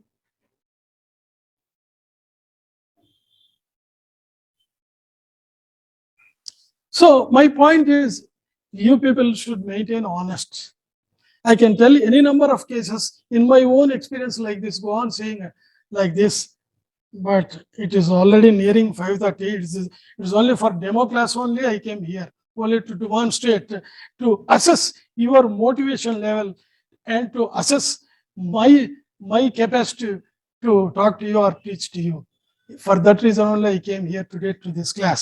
If the institute permits, I will come regularly to take some classes. I can say with a lot of confidence, like I said earlier, I can teach any subject for that matter. But it is only left for you to ask genuine doubts and get clarifications. Don't say, yes, I know everything else. No. Don't get deceived by yourself.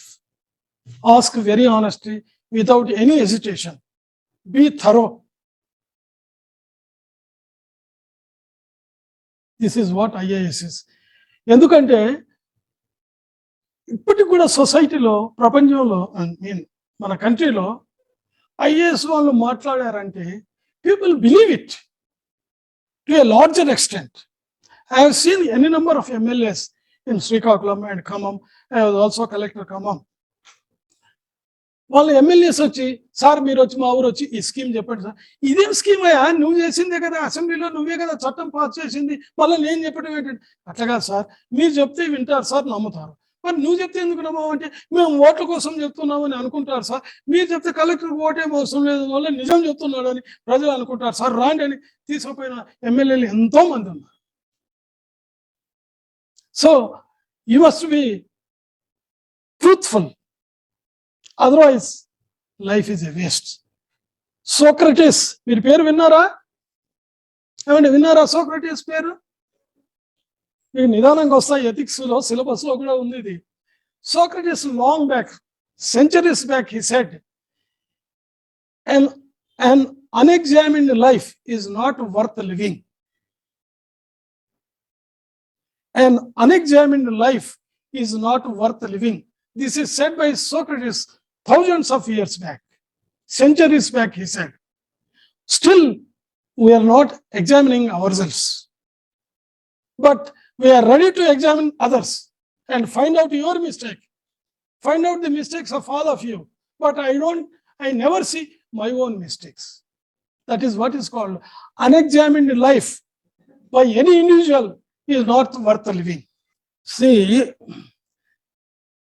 there is a lot of shortage in the infrastructure in medical and health department. Before you, there were several medical officers also, medical MBBS also in our IAS, like Jayaprakash Narayan. He was long back, he was collector, Prakasham district, Ongole. And before him, Dr. Mahapatra, one Orissa man was there. I worked with him at Nellore. He was also a medical man. Several medical officers, medical people were there in IAS. But what these medical people are doing, they are bowing down their heads before the medical lobby. Endukante doctors are, you are all rich people, number one. You are the people who are required for the society. These are the two reasons which make you important. ఏమండి, అందరికి కూడా చెప్తున్నా, ఆమె ఒక్కరికే కాదు, అందరికీ చెప్తున్నా. They are rich people. They earn a lot of money by doing practice.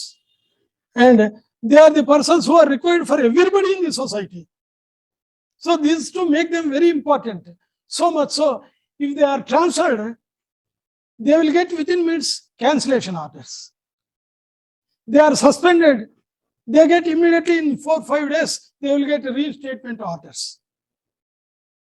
And they are not using the same influence in building the infrastructure of the government, infrastructure of the Department of Medical and Health.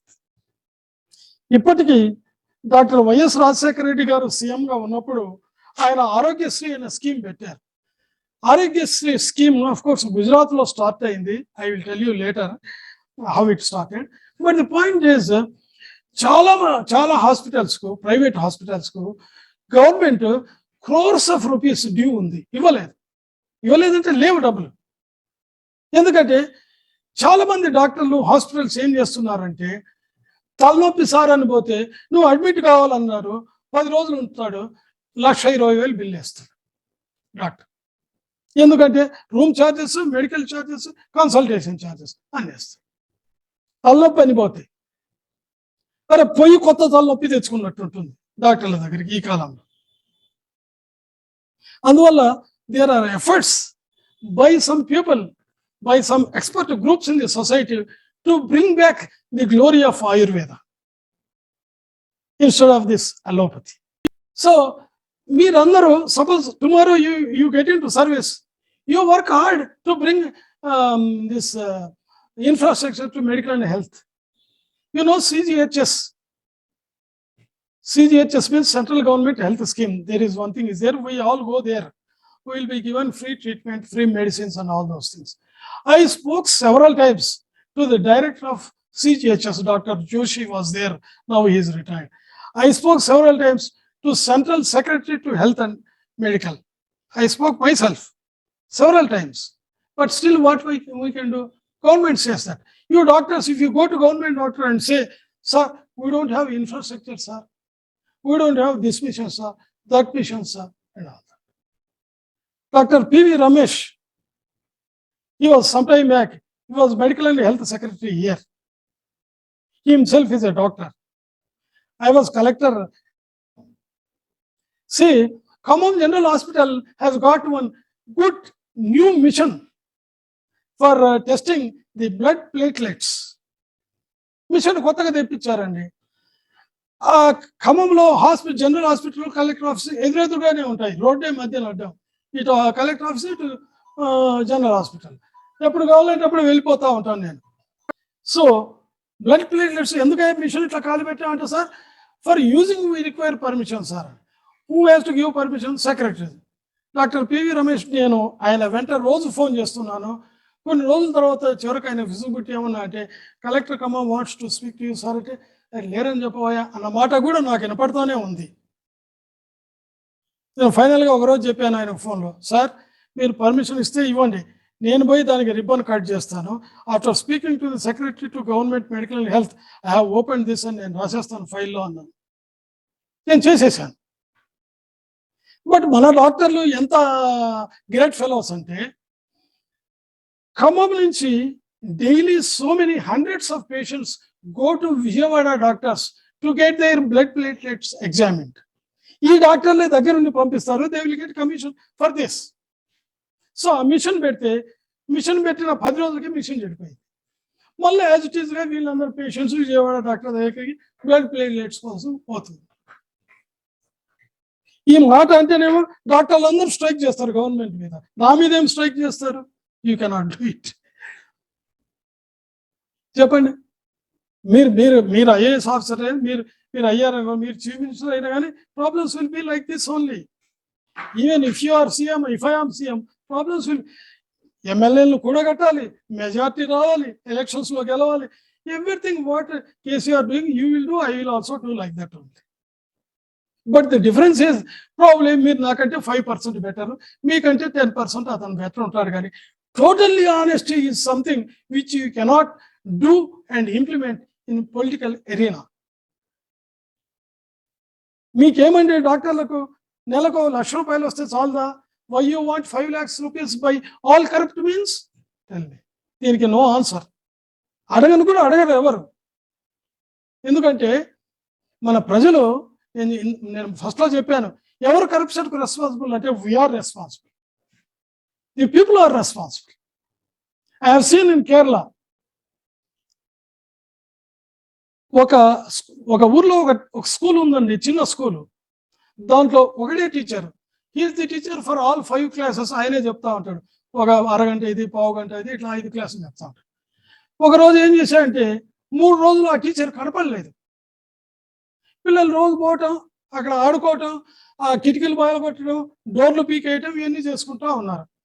4వ రోజు teacher వచ్చాడు. ఆ స్కూల్కి చుట్టుపక్కల ఉన్న ఇళ్ళ వాళ్ళు, parents అందరూ వెళ్ళి, ఏం సార్ 4 రోజులు కనబడటం లేదంటే, నేను లీవ్లో ఉన్నానే అంటారు. అదే లీవ్లో ఉన్నట్టు మాకు తెలియదు అంటే, మీకు తెలిసేదే ఉంది, నేను డిఓ దగ్గర పర్మిషన్ పెట్టుకున్నాను అన్నారు. అంటే వీళ్ళు ఏమన్నారు తెలుసునా, నువ్వు ఉన్నది డిఓ పర్మిషన్ ఇస్తే ఇవ్వచ్చు, ఉన్నది మా పిల్లల కోసమే కదా నువ్వు ఇక్కడ ఉన్నది, డిఓ కోసం కదా నువ్వు ఇక్కడ ఉన్నది, మాకు కూడా చెప్పాలి కదా. అదర్వైజ్ పిల్లలు ఏమైపోతున్నారు, వచ్చి పాడైపోతున్నారు. మీ స్కూల్ అద్దాలు పాల్గొట్టారు, కిటికీలు పీకారు, ఉపయోగం ఏముంది అని అడిగారు. ఆ విధంగా ఎంతమంది అడుగుతున్నారు చెప్పండి? ఎందుకంటే fault lies in us. People get the government which they deserve. మనం ఇట్లాంటి వాళ్ళం కాబట్టి, మనం కరప్ట్, మనం ఆలోచనలో కరప్ట్ కాబట్టి we will get a corrupt leader, we will get a corrupt government. ఏమండి, ఇది ట్రూ ఆర్ నాట్? మీరు డిఫర్ అయ్యే వాళ్ళు ఉంటే చెప్పండి. ఎందుకంటే I told you earlier that it is not simply enough if you are honest, but honest coupled with courage only gets results. ఎవరు అడగకపోతే ఏం కావాలి? మాకెందుకు లేయా, ఆయన ఏమన్నా అనుకుంటాడంటే ఏమో అనుకునేది ఏముంది? ఏమండి, నేను ఖమ్మంలో ఉన్నప్పుడు అండి, ఇల్లిందు అని ఒక ప్లేస్ ఉంది, మీరు వినే ఉంటారు. ఇల్లిందు ప్లేస్లో హాస్పిటల్లో ఇద్దరు డాక్టర్లు కూర్చొని ఉన్నారు. ఒక patient by snake bite, that patient was brought. The immediate that body of the patient and his relatives, when they entered the hospital, the doctor, one of the doctors, he left for outside, maybe for a cup of tea or whatever the purpose is, he left outside. The only other doctor is there. These people, they asked the doctor, sir, where is the other doctor to treat this patient of snake bite? He said, no, the doctor has gone out, he will come, he said. But they waited for 10 minutes, that man has not come. And these patient persons, they asked this doctor, sir, you please telephone the doctor and ask him to come immediately on cell phone.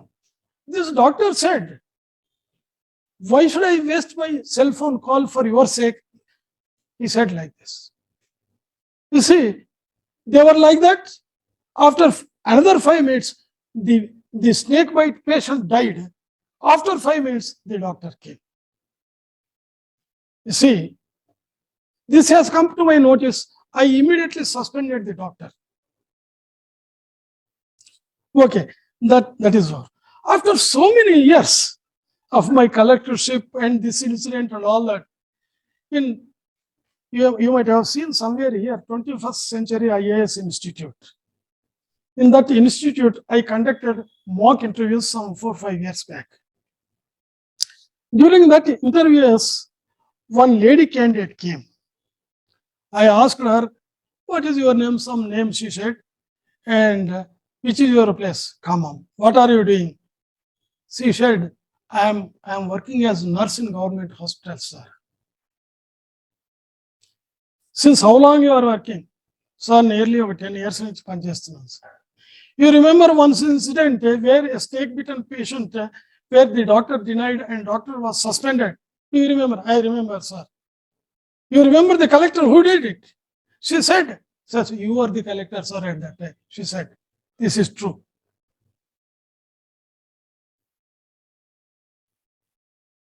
ఏమండి doctor గారు, మీరు ఏమంటారు దీనికి? What is it? Yes? Medical? After all, you can get any number of doctors, any number of medicines, but you cannot get life back. Who has to say that? After all, doctor is also a human being for that matter. I need not tell all these lessons to you. Anything you ask. So, infrastructure, this is the problem. This is the problem.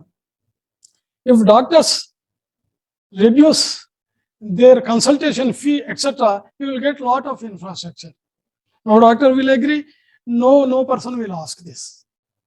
We are destined to suffer like this on the face of many, the so-called eminent doctors. Yes, the only solution for red tapeism is, see, there is one difference between IAS officer working department or IAS officer working office and other offices, other all departmental officers.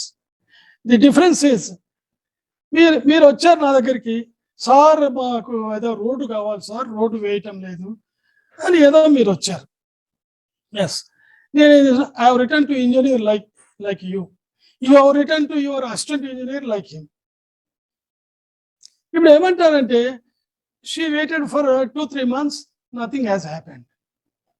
Again she came to me. నేనేమంటాను, engineer పిలుస్తాను, నేను పిలిచి ఏమయ్యా ఎంతకాలం అయింది నీకు కాగితం పంపించి what are you doing you must tell me what is happening whether you are doing or not doing if not doing what is the problem you must tell me if you simply sit how can people like this they should go on running around your office and my office I will shout it like this but నా place లో వేరే officer ఉన్నారు అనుకోండి వేరే department not IAS officer వేరే వాడు ఉన్నాడు అనుకోండి ఏంటంటే అమ్మా నువ్వు ఇచ్చిన కాగితం ఆ రోజు నీ ఎదురుగానే ఆ ఇంజనీర్ దగ్గరికి పంపించాలి నువ్వు పోయి ఆ ఇంజనీర్ ను బ్రతిలాడి ఆ పేపరు లేదా ఆ ఫైల్ నా దగ్గరికి తీసుకురా నేను సంతకం చేస్తా యు నో ది డిఫరెన్స్ అర్థమైందండి ఇక్కడ నేనే రెస్పాన్సిబిలిటీ తీసుకొని వాడిని పిలిచి తిట్టి అరే ఫైల్ తీసుకురా అంటాను మిగిలిన డిపార్ట్మెంట్స్ లో నువ్వు పోయి ఆయన దగ్గర పైరవీ చేసి ఆ ఫైల్ తెచ్చుకుంటే నేను సంతకం చేస్తాను అంటాను సో రెడ్ టేపిజం పోవాలంటే it depends on the head of the office who must take initiative on the poor fellows శ్రీకాకుళంలో ఒక దొంగ హాస్టల్ రన్ అవుతుంది నాకు I remember all these things నేను వాళ్ళని పట్టుకొని ఒక లేడీ నా మీద పెద్దగా అని అరుస్తా ఆఫీసర్లు అన్యాయం చేస్తున్నట్టు నేను కామ్గా ఉన్నాను మరుసటి రోజు ఈనాడు పేపర్లో సందడి చేసిన మహిళ సహనం వహించిన కలెక్టర్ అన్న హెడ్డింగ్ తో వచ్చింది Eenadu paper you go and see the old newspapers you can find all these things anyway మీరు ఇలా మాట్లాడుతుంటే నేను ఎంతసేపు అయినా మాట్లాడతాను with all my experience so I would like to leave thinking that you are all satisfied or not satisfied. So we'll stop here.